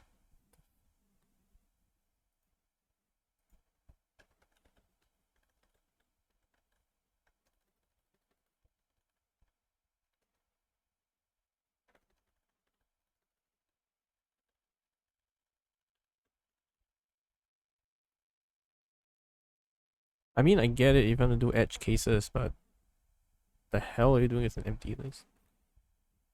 Wait, what? So, not good.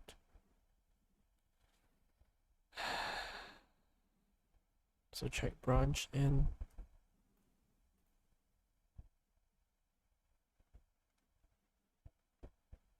not and else check branch left and val plus sum and then check 2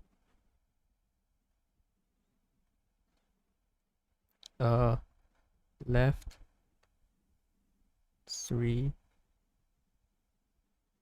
right 3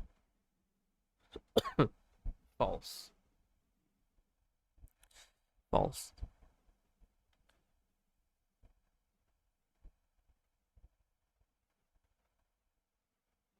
false.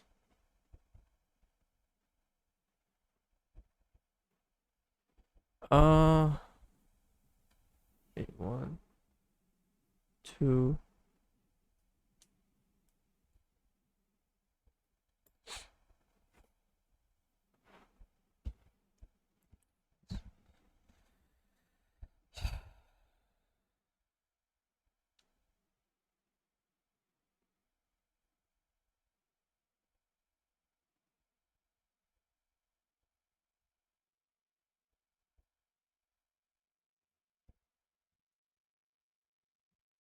Check branch left side. If left side is true, I just return true. If right side is true, I just return true. Otherwise, I return false. And if it's false,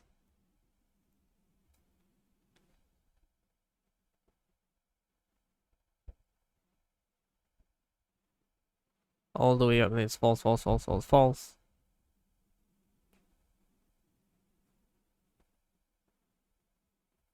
Right, so it splits here and then it goes left side. So if left side is all is false, then right side if all is false, return false.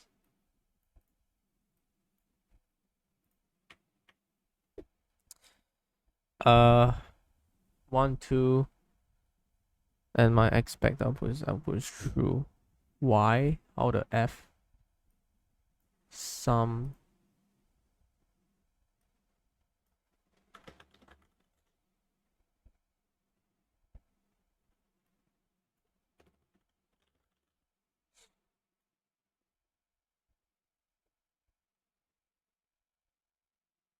wait what?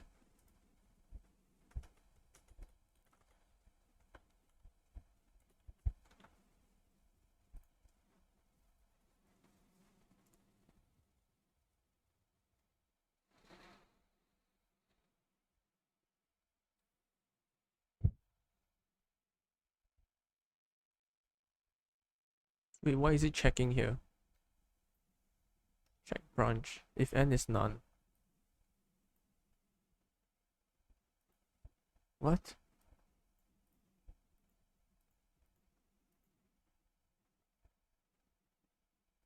What is sum? Sum is equals to 1. Why is it equals to 1? Yes, sum equals to 1 and then n val. Yes, so it goes to 1 and n left.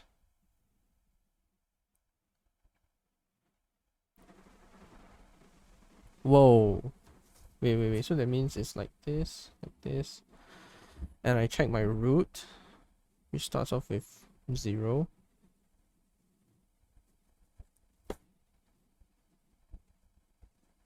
That means when I check here,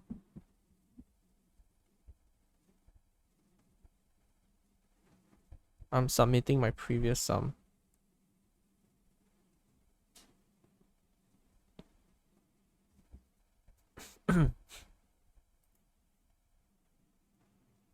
Okay, I think this is just a reference type of issue. So I have 0 here, I start with 1. Okay, and if n is not none, if this n is not none,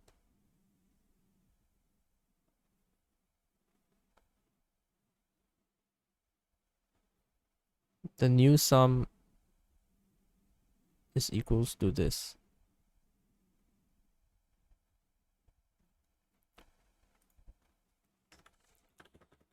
New sum equals to n val plus sum.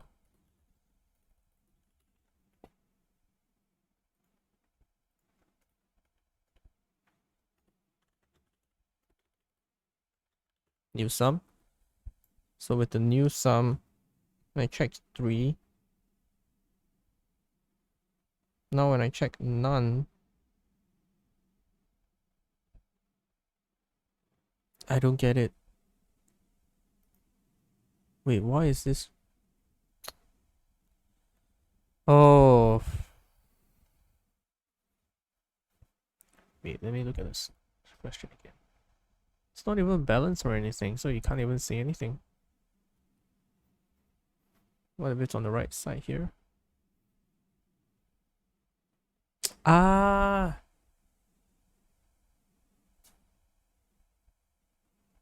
That means it doesn't recognize the root. Oh my god, this keeps happening. Like the root is always stupid at this case. Okay, how do I get rid of this? So if the root has only one child, then I can just only check on that child, right?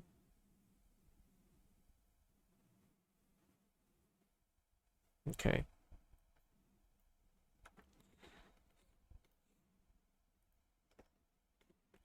So if the root has only one, has nothing, then it's false.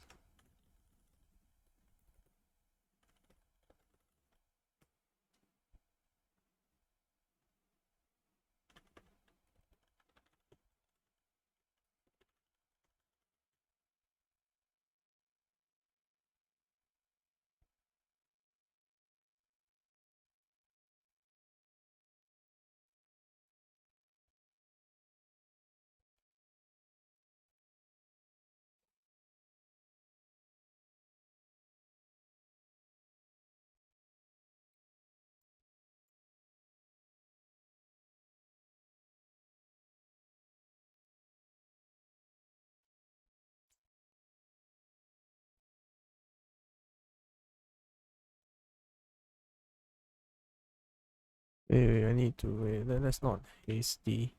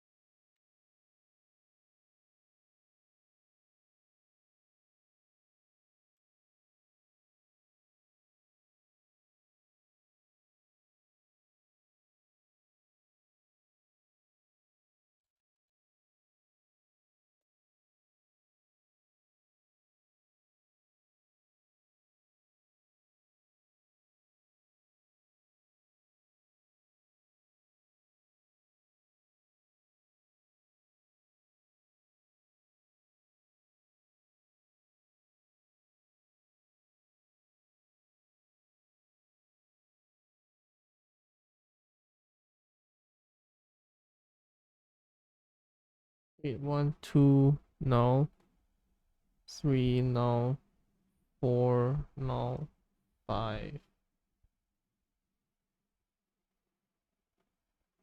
Yes.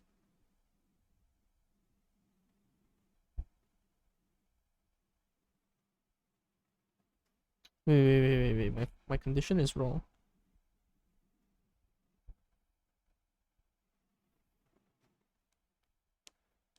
I shouldn't check here. I should only check when there's nothing left.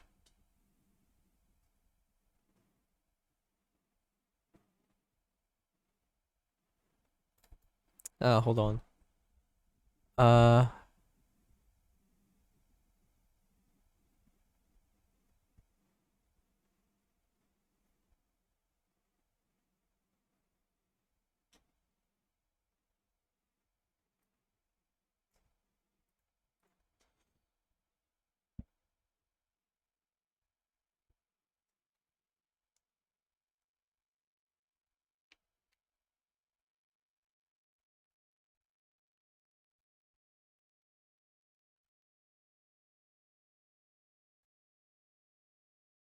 Oh, so my previous approach was correct.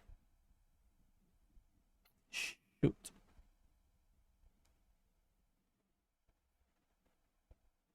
God damn it. See how our code is doing.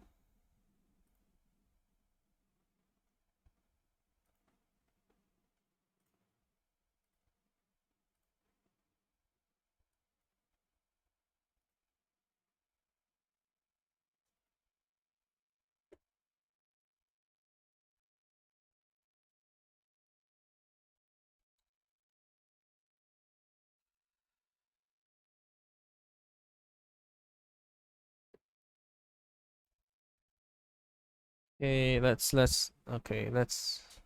I guess let's restart this. Um so if my left okay, wait. How do I check my left and right child? Check. Okay, fine.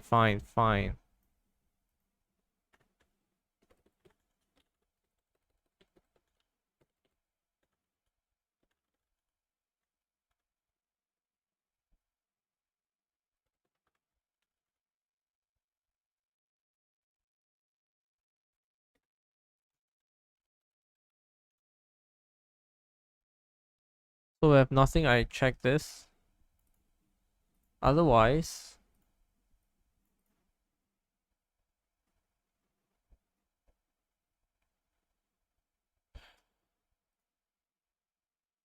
I'm just just randomly trying at this point. Okay. So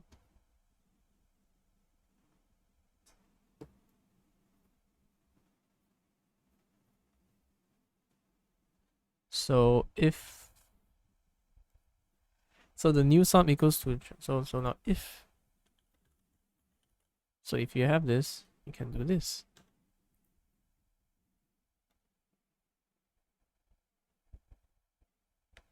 Else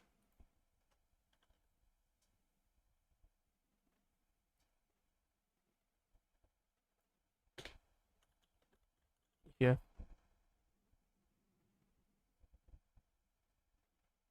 Right one.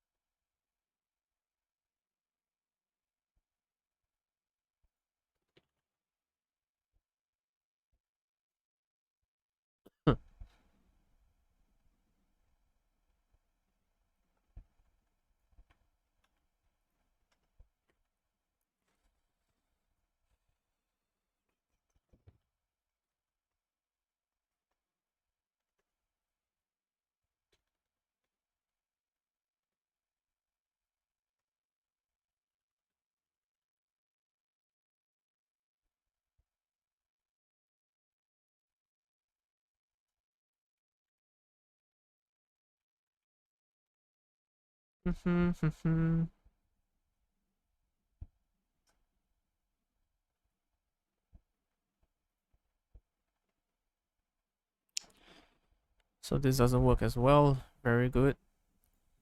So new. So end val, okay, and if not both empty, if they are both empty, if leave lah, right? If leave, then otherwise.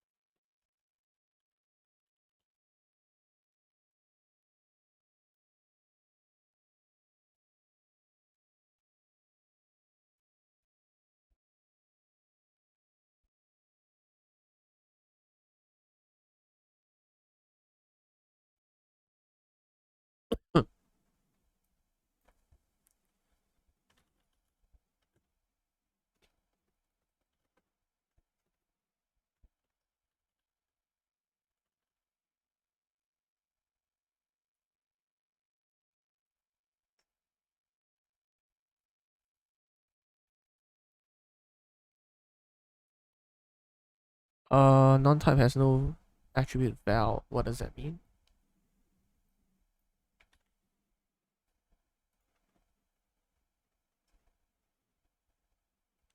Oh, okay.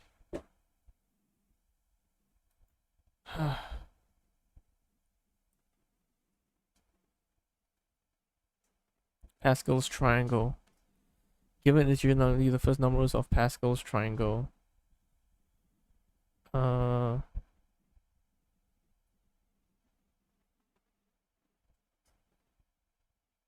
mean, is there a faster way to do this?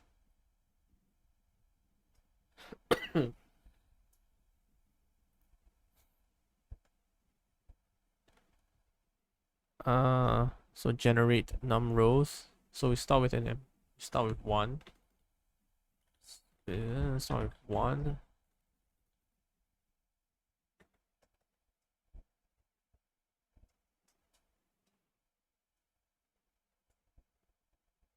I guess let's just say that if num rows equals 1, then you return. So I guess we can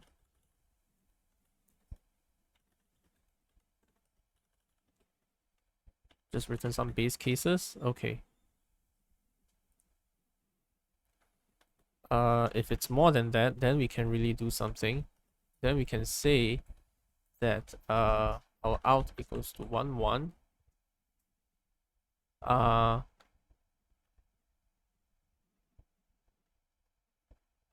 I mean, this is gonna be a bit messy though. Is there any faster way to do this?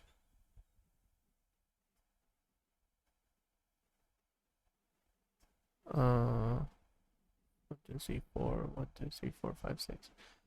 Okay, let's just do it the naive way first, I guess. The Pascal's triangle. Of course, I could just use the binomial theorem coefficients to figure it out, but that's cheating. Yeah, that's cheating. So let's not do that.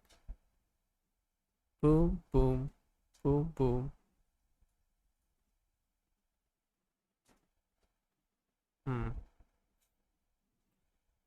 This, this, this, this, this, this.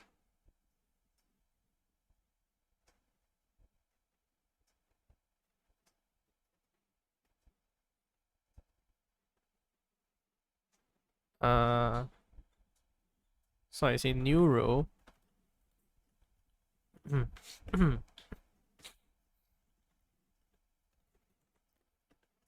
For zip 0 plus out plus 0.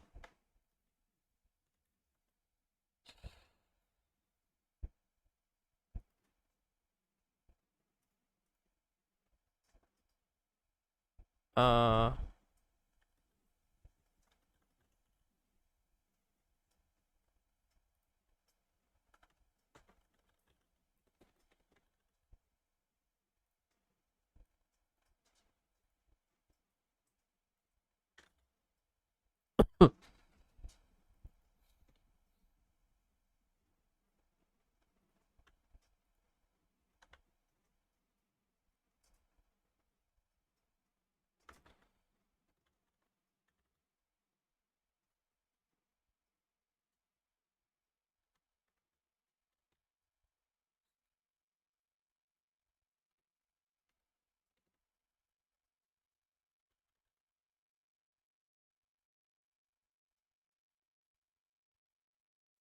I guess. I don't know. Ah, shoot.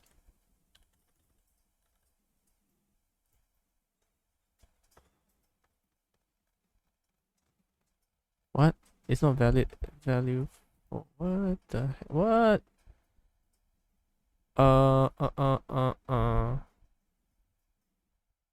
16146. It's not valid value for the expected return type integer list. What? Oh. Ah. Okay. I mean,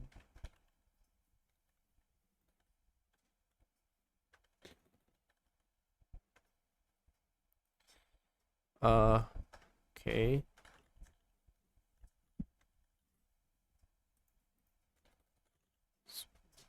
Okay.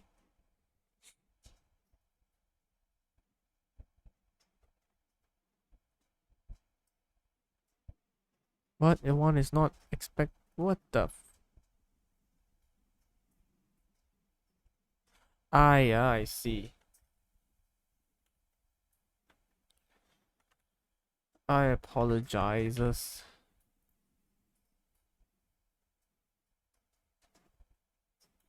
Okay, cool. This works. Pascal's triangle too.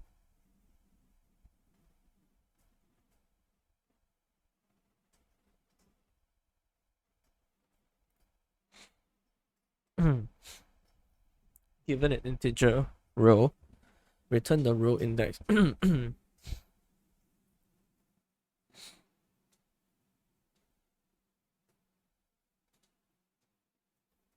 So if I need this, I just need this. So I need to generate the triangle, like a up in the upwards direction.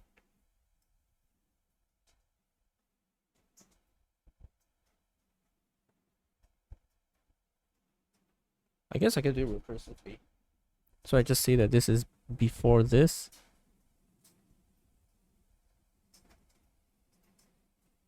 Ah, but that's so unnecessary though.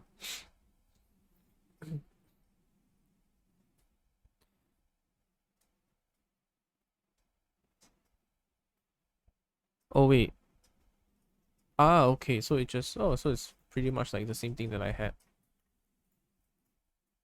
Get row, right? And I just don't need this. Uh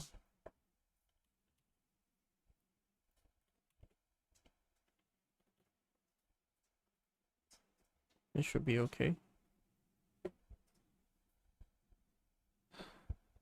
Rows. Oh.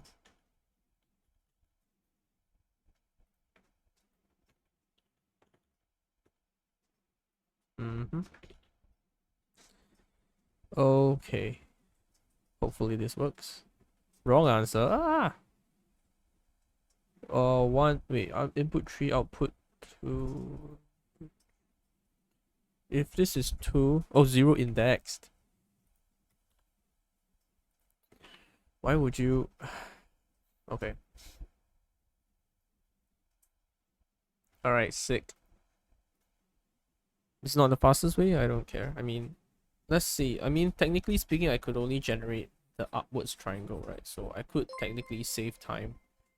Hey, I have a new follower. That's great. So technically I just generate the triangle, the reverse triangle, if you will. But the tricky part is that if I do that, it's not very clear to me where to start or stop. Hey, no. I'm generating the entire line, right? So this has to be the best way. Is it not?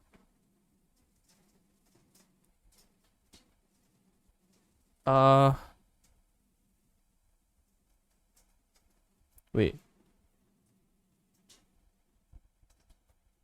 I feel like there might be an in-place version of this.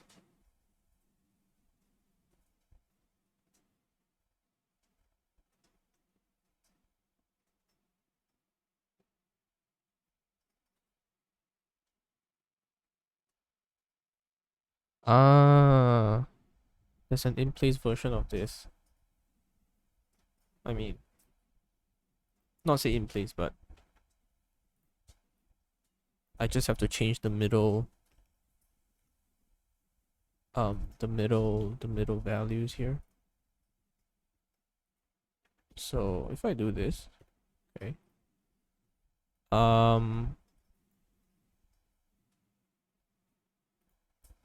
So what I do is I take out append 1, and then for I in range 1, 2, then out -1, out I equals to out I plus out I plus 1, right? So this hmm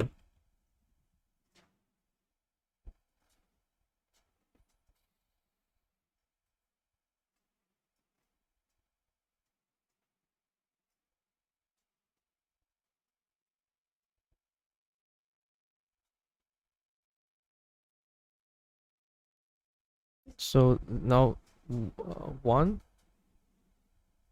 would be like this. Oh no, -1. 3, 6.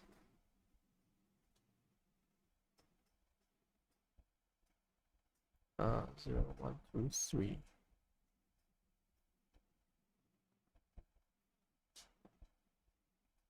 1, 2, 4. Just like -1. Okay, let's see if this works. Oh no. Wait. What?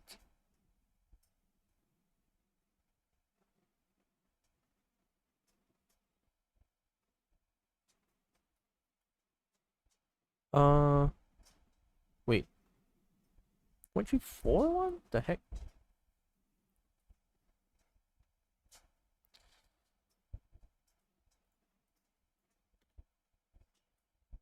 Uh,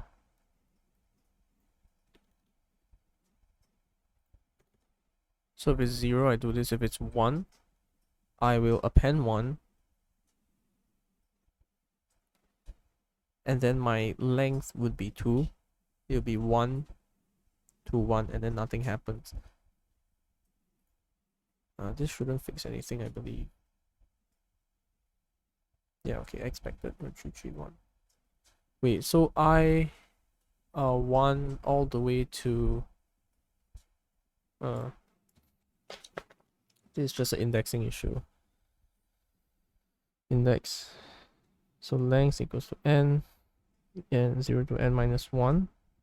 1 all the way to n minus 2, which is n minus 1, which is range from 1 to n minus 1. And then n is equals to length, so it's like -1. And then append it at the back. And then I do it for row index. So if I say 1, then I just want 0 to 1. My out append 1. My out I is equals to out I.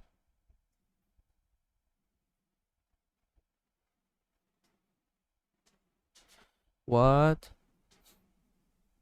Why does this not work? Oh my god. Such a basic problem. How does it not work?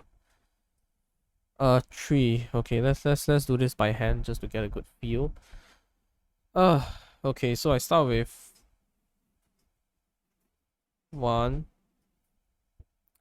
Let's say this is okay, so this is range.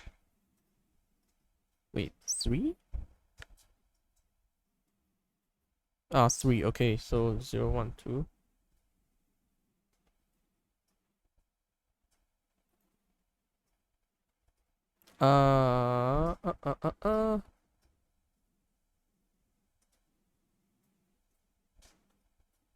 Wait, I'm confused. 0 indexed. 0, 1, 2, 3. 0, 1, 2, 3.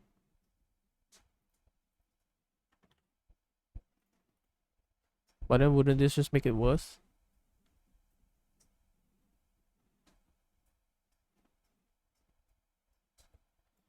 One, two, one, one. Ah. Ah.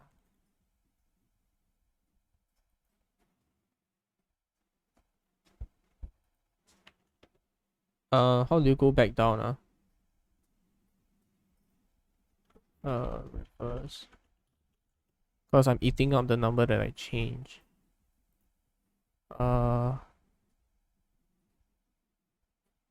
Is it like a negative one?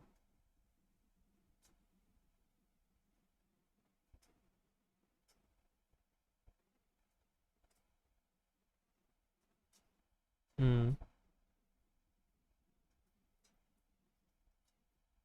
Okay, yeah.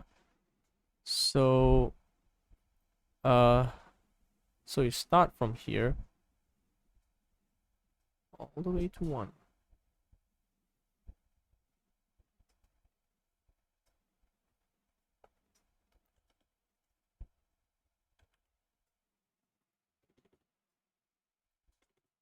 Okay, I think this should be okay now. See if it works. Mm-hmm. And it does. And let me make a note here. Be careful of the indexing. If you use forward index, you will change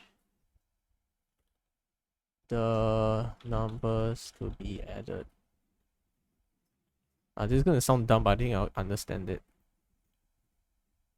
You will overlap.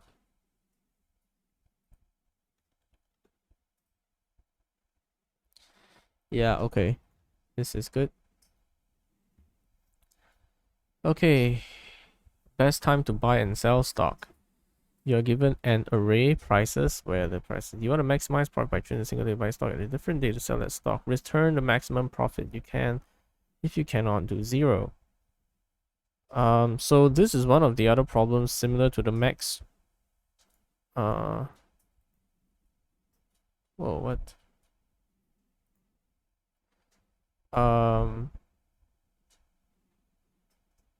So I just checked the, okay.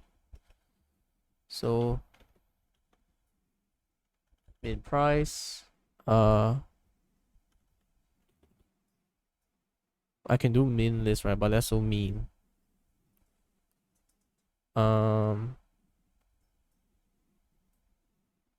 Prices. Okay, so minimum price, let's just say -1. Max price, let's say 10 to the 5.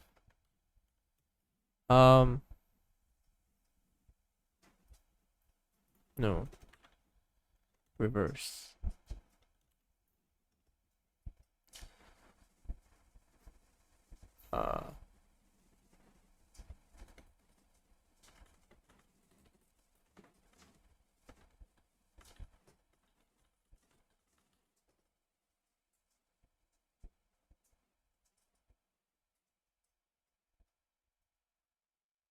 Uh,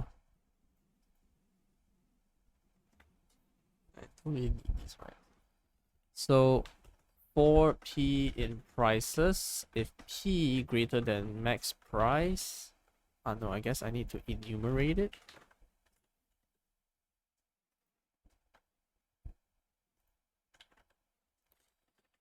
Price, if the price is greater than the maximum price, then the max price equals price.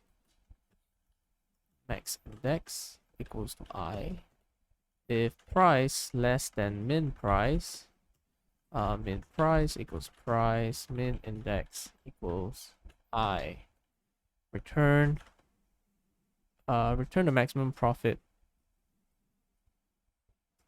Oh, just max price minus min price then.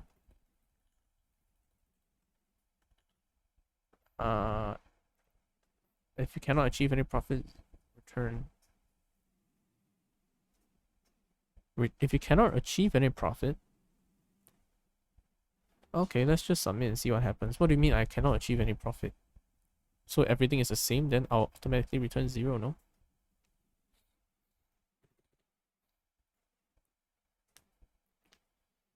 Let's see if this works. Doesn't work. Output 6, expected 5.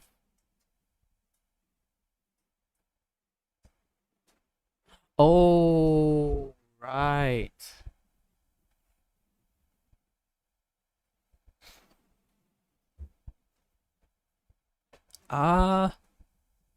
Yeah.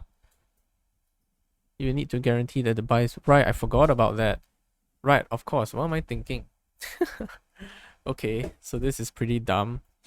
Okay, let me get rid of course. Oh my god. Of course. How could I not even be aware of that? Okay.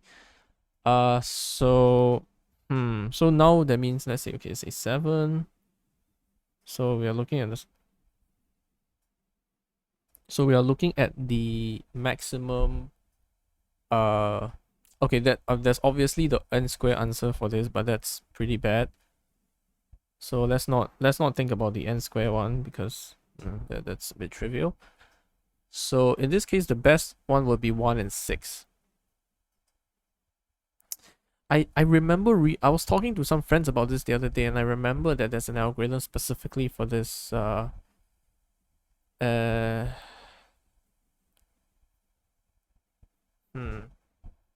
not exactly, but similar, where you have to add up everything in between. But so all I want is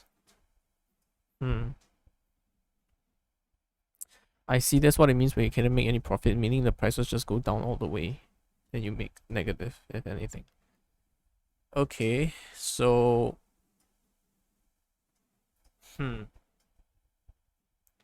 that means you just try to hit a minimum, and once you hit a minimum, you find a maximum. That's it. What's a Fenwick tree? I don't know. What's that? Okay, but I think the obvious answer is that you just want to find a min. Actually, I don't need to delete everything. So once you find a min, then you find a max, right? You can just do one sweep, I guess. Oh, I guess you can do 2 sweeps because you wouldn't know, right? Okay, so you find the min, then you do another one.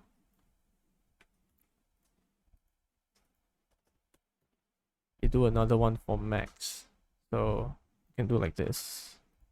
I think this works. So you find the minimum price first. And once you have the minimum price, then you take the prices, then you take from the min index onwards. I guess +1.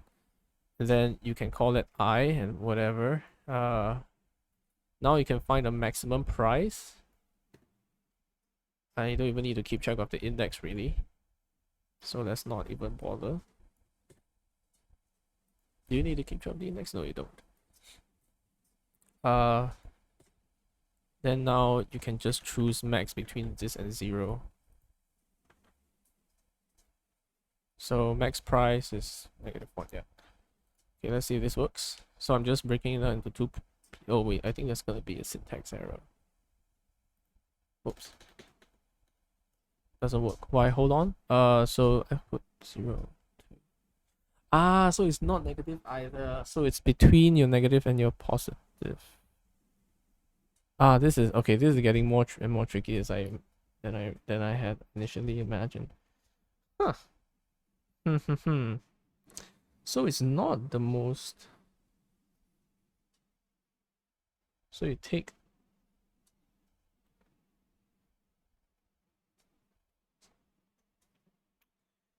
Ooh, I see.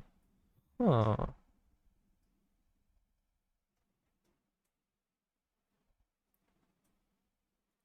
If min is at the end, you'll not find. Yeah, that's exactly what's happening in this test case. The min is at the end. So the min is at the end, then you can only find what's forward. Oh man. Does it mean I need to really do... Wait, there has to be a better way, right? Is there? Actually, is there? Is there an N solution? Is there an ON solution? I'm sure there is. I mean, definitely there is. So, okay. So 2, 4, 1. I see, I see. So I start with like this.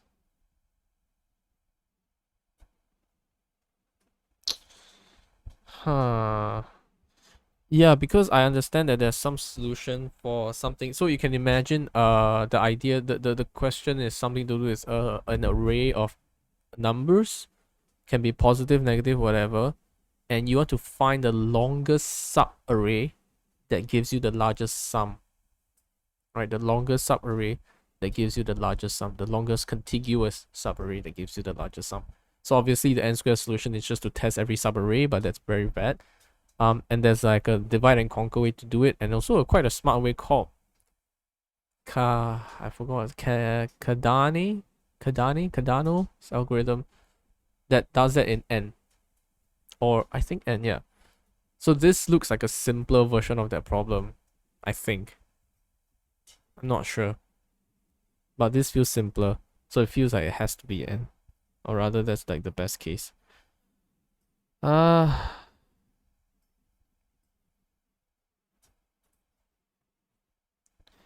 So I just want to find a valley and a peak where the peak happens after the valley.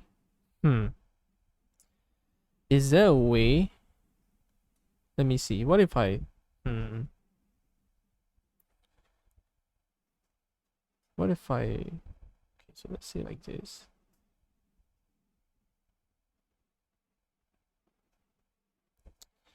Is there a way that I can like flip this list and then somehow do something like that?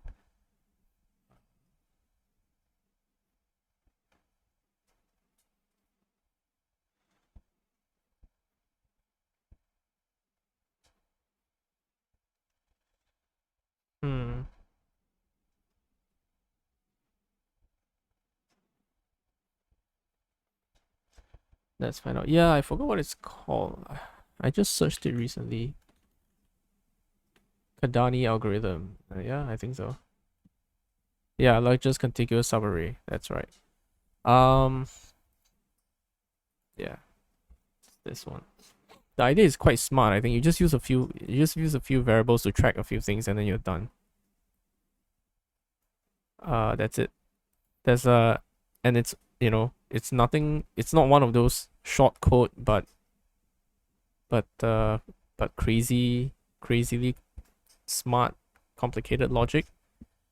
It just works. Yeah, so it's called Cardano's algorithm. This guy, Cardano's algorithm. I don't know who that is. Joseph Juan Cardano. That's it. Oh, it's 81. Good on him. Okay. Yeah. I mean, I read the stuff, but I actually forgot about it. Yeah. Best sum, current sum, for example, take max. Yeah, it takes a little bit of digesting for me at least to really come to terms with what this is saying. So the current sum, you take the maximum and then you take this. Yeah, because if it's 0, then you don't have to think about it. If it's negative, you don't have to think about it. That means if you pick up a negative term. And then the best sum is simply just this. Yeah, it's very sweet. Okay, where are we? Yeah. Dude, this is taking so long. I guess I could modify it to work the same, right? So instead of having plus x, you just take the difference, right? Let's see if it works. Let's see if it works.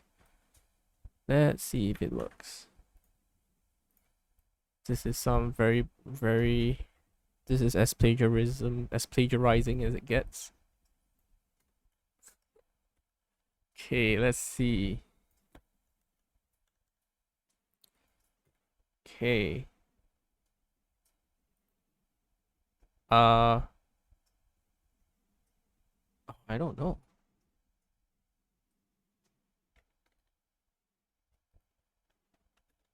Does it work like that? It's not sum, right? I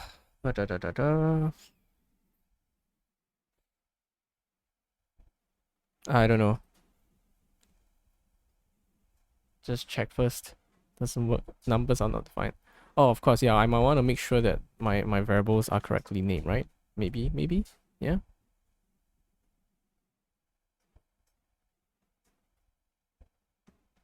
Okay, it doesn't work. Okay, that's because I put like 0 thought into it. Okay. But maybe let's try to see if we can work this out. So let's try to understand this very well. If you understand this very well, maybe then we can reduce this into something else. So my current sum, wait, let's, yeah, the idea is a loop invariant, which my friend explained to me.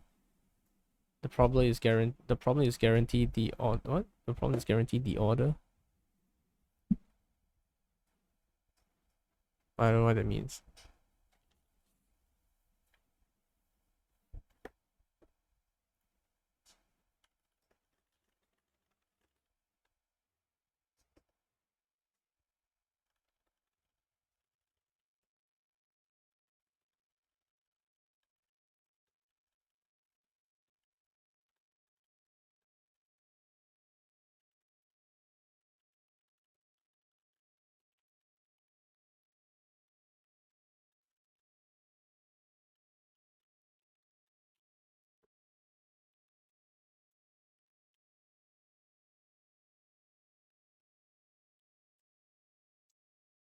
Uh,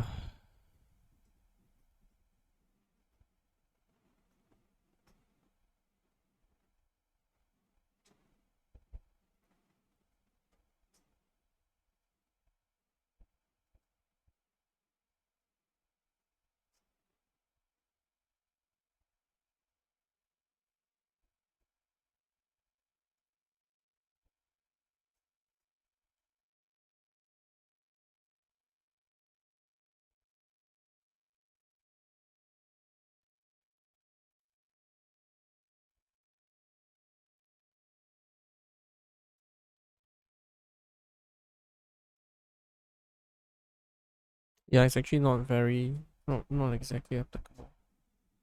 So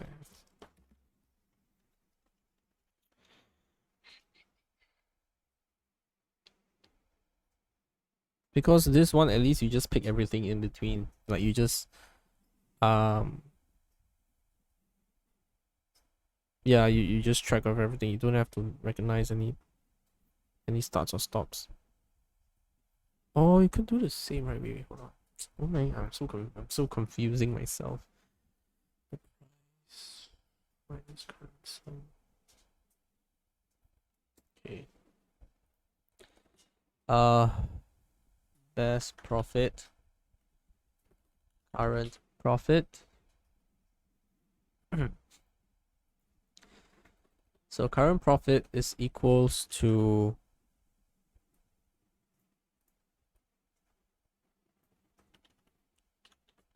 yeah, I see the problem, right? So my current profit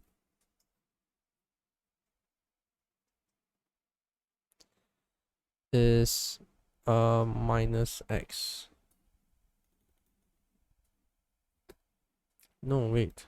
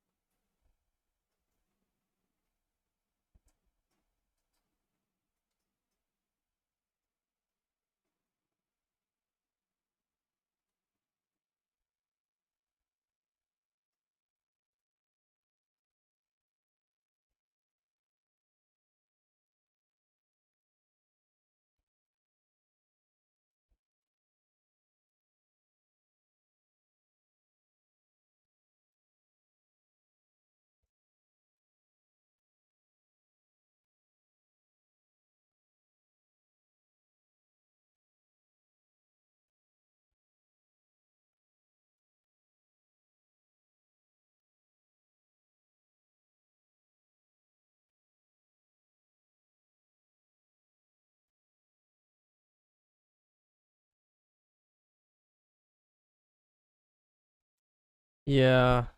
Hmm. Oh wow, there's 3 people watching. Wait, how is this taking so long?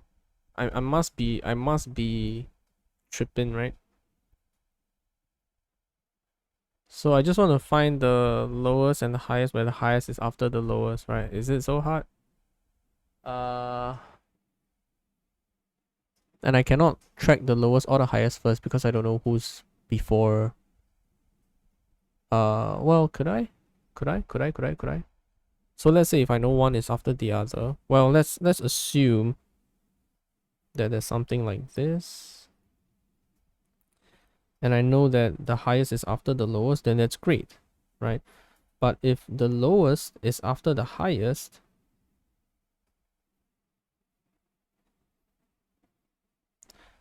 and then all I can really do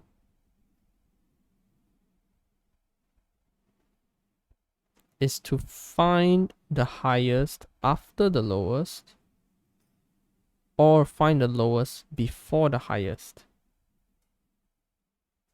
Does it make sense?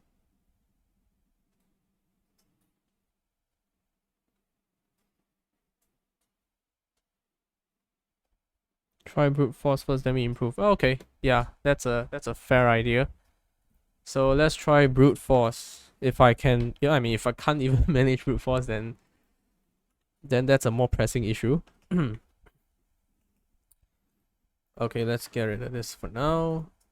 Max profit. So what does this mean? It literally means that I would like to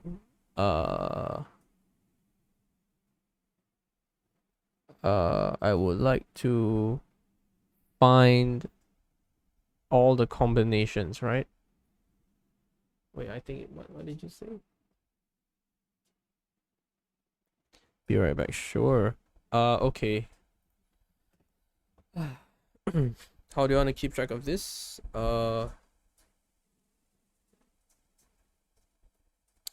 Right, then we can just do just a loop, really. So I price in enumerate prices, and then for price underscore in prices I onwards. Yeah.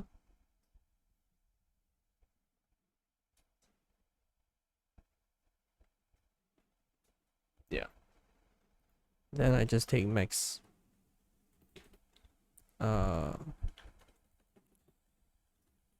what did I call it? I guess profit if price, well, let's call it ooh, that's profit. So if current profit equals to price, I guess I can call it buy price, and I call it sell price. If sell price minus buy price, if the current profit, if current profit is more than best profit, then best profit equals current profit.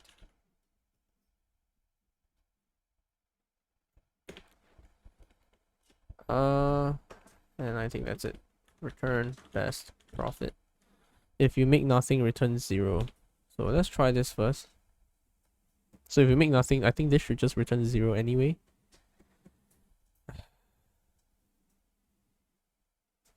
Oh no, is this wrong? Feels like it's wrong. Did I miss out something? Time limit exceeded. Ah, of course. So this is meant to make it such that if you do it the stupid way, you'd be too slow. This is interesting. Can we run a code here just to test case it? Okay, so I mean it works for this case, yeah. And the worst case scenario is definitely this, where you have to run everything and then it just goes all the way to 1. All the way to 1, and oh, 0 is even. That's just fantastic. Yeah, so obviously that's so this, let's just call it brute force on square. Very bad. Very, very bad. Okay.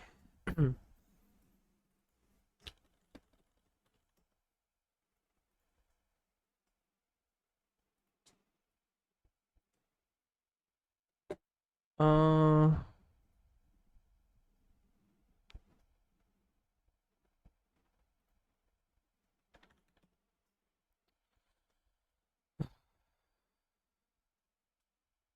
I feel like we might be able to just deal with this in a few cases, right?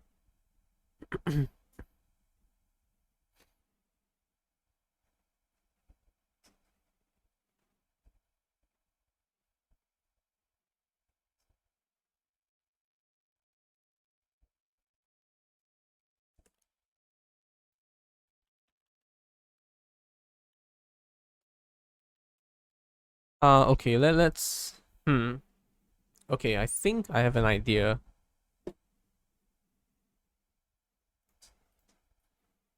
Okay, let's hmm.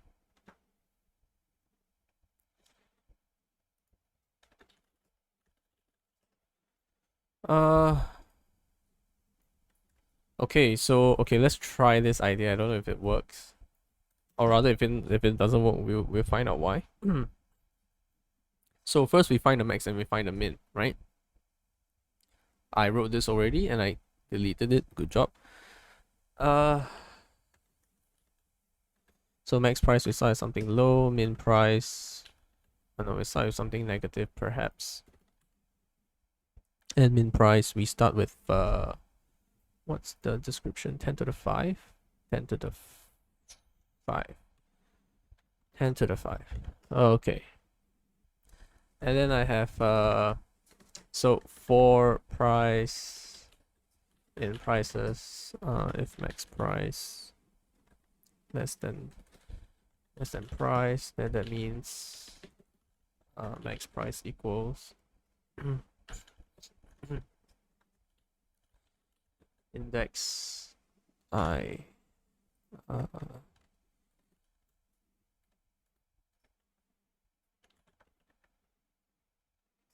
uh-huh.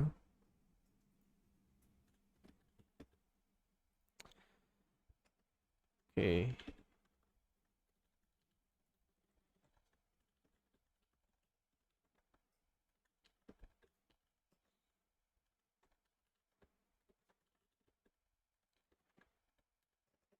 Okay, so once we do this, we know what's the max price and min price. Now we do two cases. So if min price, if max price index is more than your min price index, return simply max price minus min price. Now else, then we need to find the max before and the min after, right? Oops. Now this is gonna be a bit trippy. I don't even know if it's gonna work, but I guess no harm trying.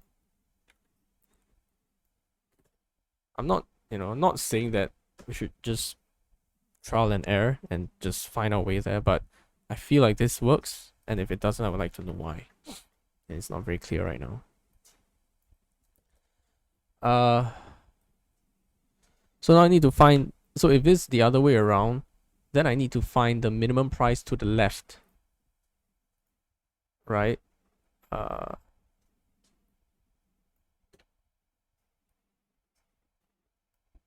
So to the left, max price index.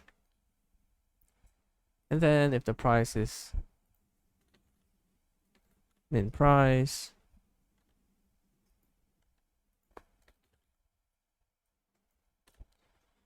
okay. And then similarly, I want to find the maximum price after the minimum, if there is anything at all. Min +1 onwards.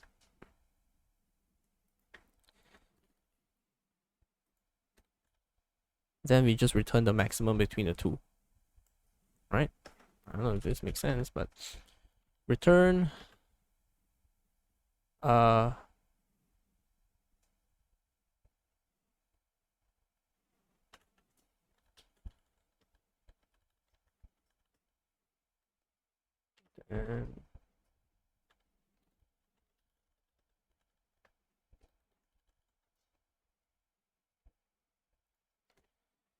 okay. So this is the idea. Hey, so I'm testing out just the a little bit of a shoddy idea. It's not very elegant, but I guess it works for this case. I'm not sure, but I guess it does. I can't see why not, at least, just for the moment. So if the maximum price index is more than the minimum, meaning to say that we can sell and how to say, valid sale, then then we're good. Right, let's just not do that. Valid sale. So then this is invalid sale, where we want to sell before we buy, which is cannot. So similarly, we find the next best. So this is the max price before after minimum, and min price before maximum, right? So we just forcefully find this, and then we return this. I'm not sure about all the cases. Yeah, same thing. I'm not sure about all the cases as well, but if I think about it, I think these are all the cases, right? Because basically the question is, I want to take the highest minus the lowest, provided that the highest comes after the lowest. That's the whole problem. So I feel like when I do this, I enforce pretty much the only constraint about the temporal, one should be after the other. I don't know. So the only problem that can go wrong, I think, is because of the zero problem. I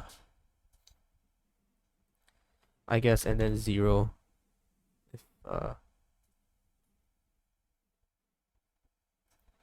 And I can guess, just put a 0, I guess, just to be safe. Can I max between 3 things? We'll find out. Probably cannot. Oh, this is wrong. Whoopsie daisy.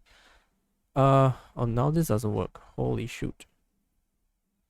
Wait. So 7. Okay, let's think about this. So 7. 7 is the max. 1 is the min.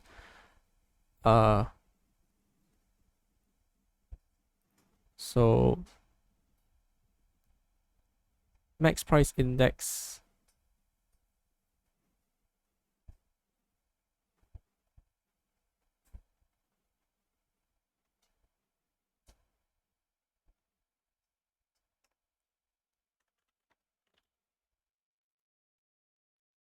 This should be invalid, right?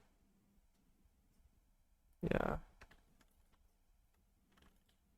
Let's just print a few things just to see a bit better. Okay, if the price... Oh.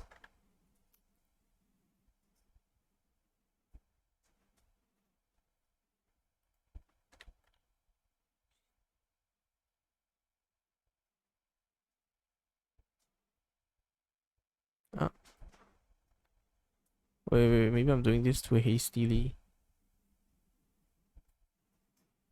Okay. Max 91. So find the next max. So this is what so before the maximum, find the minimum. So the minimum, if it's yeah.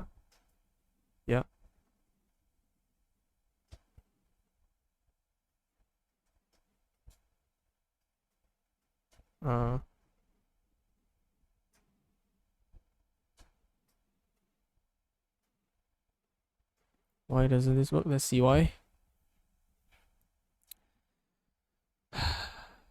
724, it doesn't work. Okay. So min is 1. My G. Of course. Where the max is all the way to the right and min is all the way to the left. Oh my god.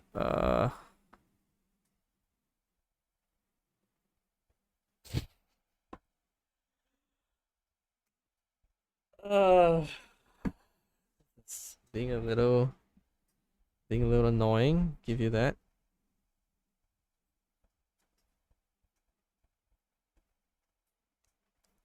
right? So when this is the highest and this is the lowest, and there's nothing on the left and there's nothing on the right, of course, but there's something in the middle. Yo, this is, how do you even do this? You need to find like an inflection point. Yeah, you have to find like what am I looking at? What am I looking for? What am I looking for?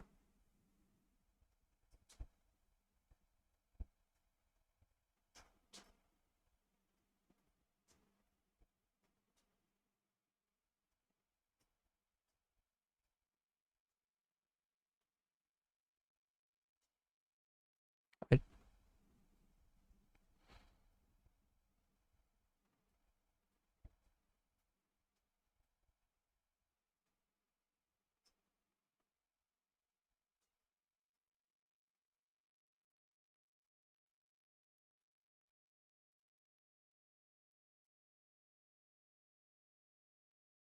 okay, I have another idea. Largest positive gradient. Largest positive gradient. Not really, because you could have 2 points that are very far apart and there's many zigzags in between, up and down, and then if they work, they work. You don't need the gradient. Okay, the problem that I'm facing now is that the largest value can be all the way to the left. So if that's the case, if let's say the series starts with a falling series of numbers, then technically we don't care about those, right? We only care about when things starts to go up. So I should, in some sense, truncate the array until the series starts with like an upward trend. Anything that starts with going down, we can just throw away because we never use them, right? There's no chance of using them. So that's my last kind of ditch effort for the creating another case for it. It's a little chunky. I don't know. And if it's the case that everything drops to the 0, then I return nothing, right? Okay, let's try that. Oh my god. So I just wanna, if it goes down, goes down, goes down, goes down, goes down, goes down, and stop.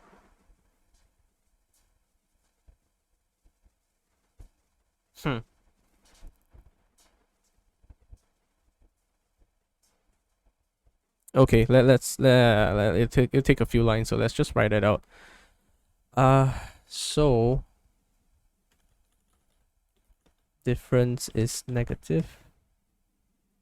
So let's say I equals 0, and then difference equals to prices I plus 1 minus I. So if it's dropping all the way, then it's bad, and we can just ignore them. So now if we're exiting, and let's say prices equals prices I onwards, and then if len prices equals 0, meaning empty, then return 0. So let's say I drop like this. So this minus this 0, this minus this 0, this minus 0, this minus this I plus 1. So I take this into account.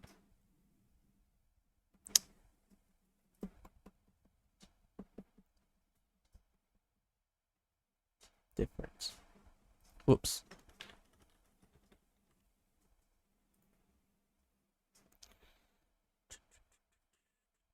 Of course it's wrong. Good point of view can work. Keep track of largest difference and the min-max position. Largest difference. Min-max position. I'm not sure what you mean. Because, wait, what do you mean by keeping track of the largest difference? Because, I mean, if we do that naively, it doesn't work. And min-max position doesn't exactly work either. Wait, but wait, why doesn't this work? Let me see. So this should delete.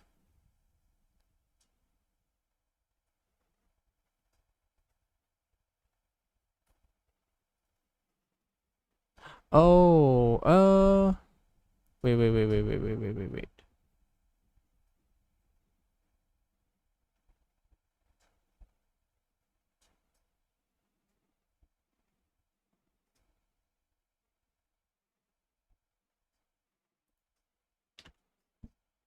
Because I think this might run into the same problem.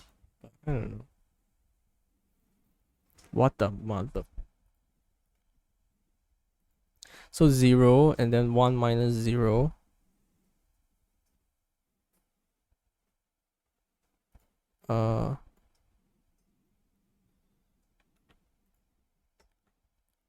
Okay, how about like this? I think it's an indexing issue. This out of index.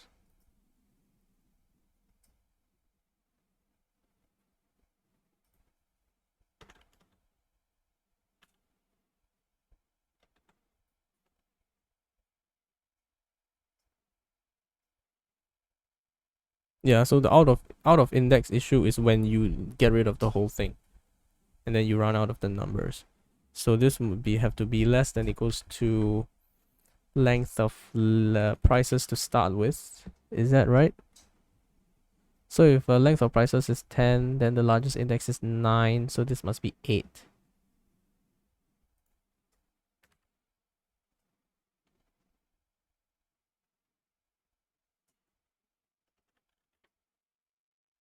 Hmm.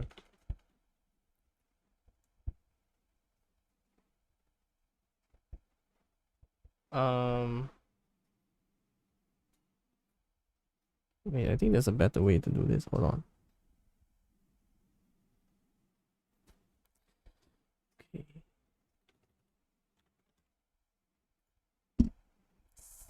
I think. Wait, why? Plus 1 0, so 1 0.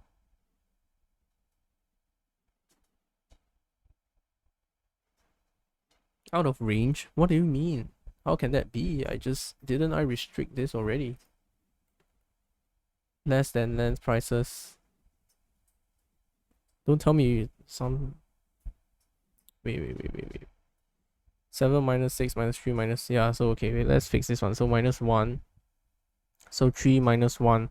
So I 0, 1, 2, 3. I must stop at 3. That means it must be less than 4.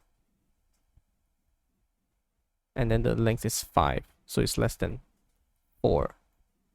Yeah? Difference is less than 0 and that I is less than prices dot. If that is the case, then I plus 1. Prices on minus prices I. Wait, this is just a stupid indexing issue. But it's a very effective issue given that I've been doing this for a while. Really tight. Okay.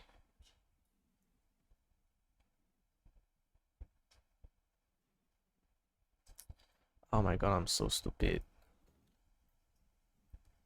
Do it like this.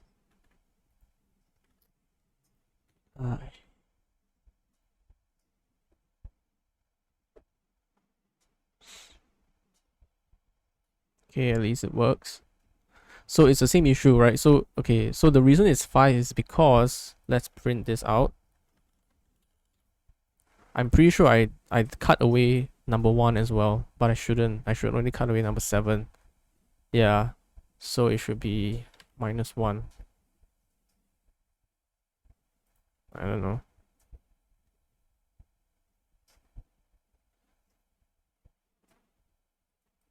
Okay. So this works. 5, 2, 7.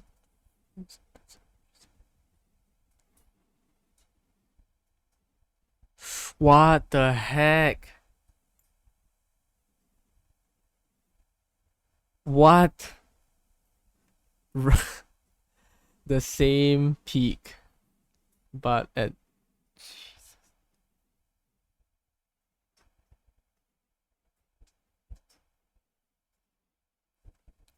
what the oh my god, please don't tell me the actual way to do this is brute force. That's ridiculous. But yeah, now you have a new problem, right? You have the two same peak. And based on what I have, I think I am finding this one, not this one. And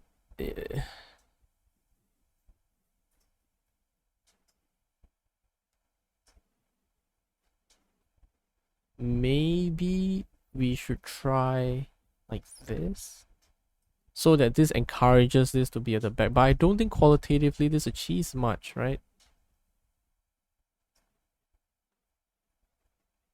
Oh, this works. What the I did I don't know if I don't know if I ran through enough shit to take on all the cases, or I actually come up with a solution. I mean, this solution is like what, 50 lines long? No, 40. Yeah, 50 lines long. Kind of ugly, not gonna lie, looks like trash, but what's the runtime? Yeah, runtime is. Wait, let's try it again, because sometimes this is not very accurate. But yeah, I don't know. Yeah, hey, look, faster than 90% of the submissions.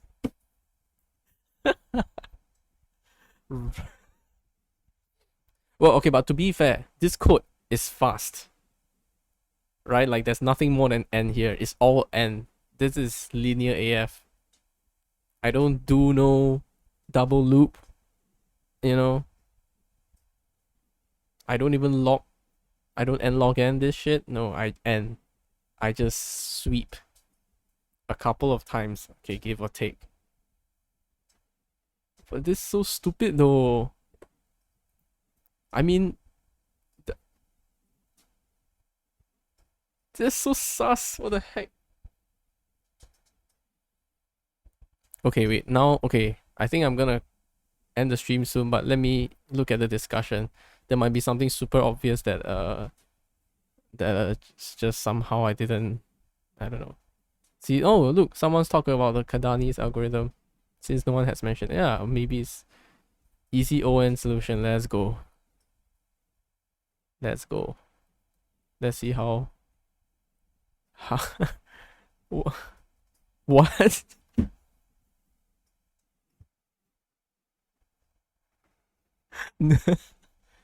Yo. Wait, so this looks like Kadani solution. Yeah, I'm pretty sure Kadani. I mean, with you know, with maybe I don't know, with a good cup of coffee and a proper focus, you know, you can drive it out. But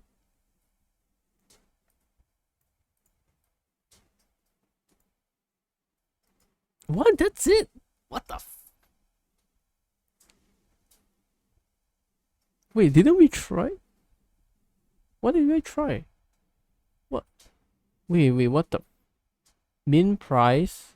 You keep track of the min price?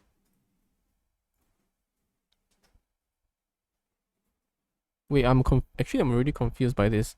So you keep track of the min price, then you take the price minus the min. Oh my god! Yeah, I understand that now. Yeah, the way to enforce the fact that you must be able to sell only after you buy is simply to check the profit after you find the min price at that point.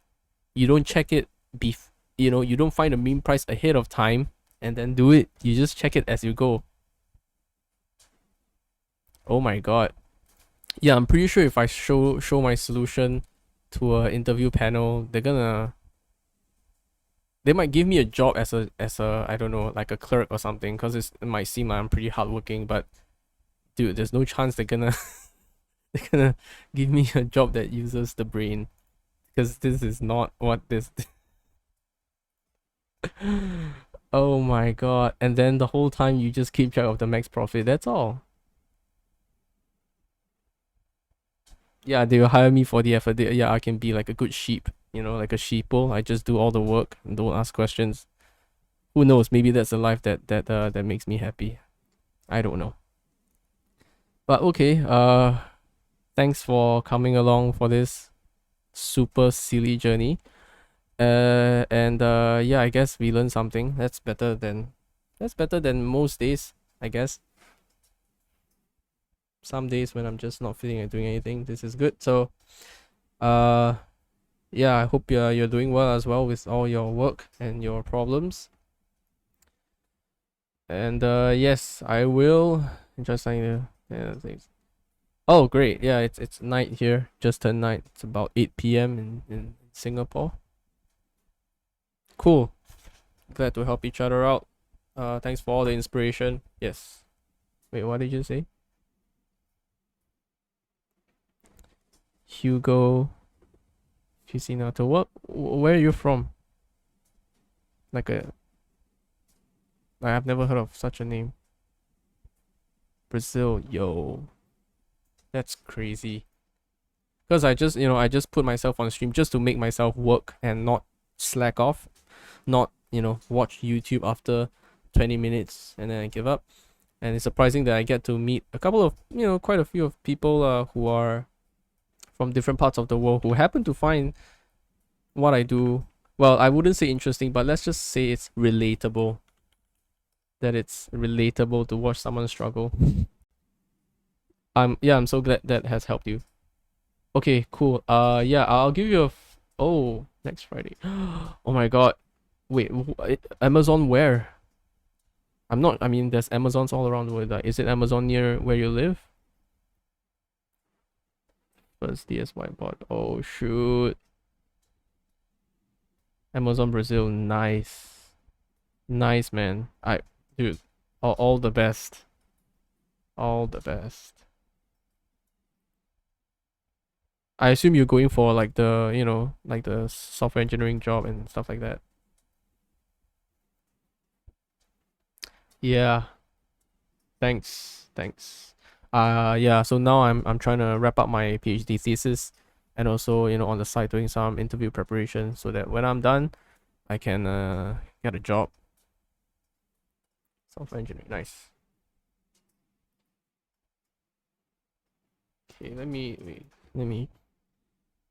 try to follow you. Or like what role are you focusing on?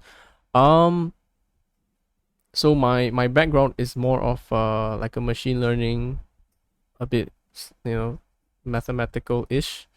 So I'm not a software engineer. I have no background in I mean, you can see how I code, right? So I'm not an expert by any means. So my experience with all these stuff is mostly in the in terms of statistics, machine learning, from an academic, mathematics point of view. Not so much of actual, writing code for like a software products. Great area. Yeah, I mean it's relevant nowadays. I think that's good, but it's heavy competition as well. Yeah, it's always about solving. Yeah, yeah, it is, isn't it? Yeah, cool. All right, dropped you a follow at LinkedIn. Yeah. All right, I'm gonna head off and get some dinner. Uh, yeah, maybe hope you see you again soon here or something. All right, see you. Have a good one, guys.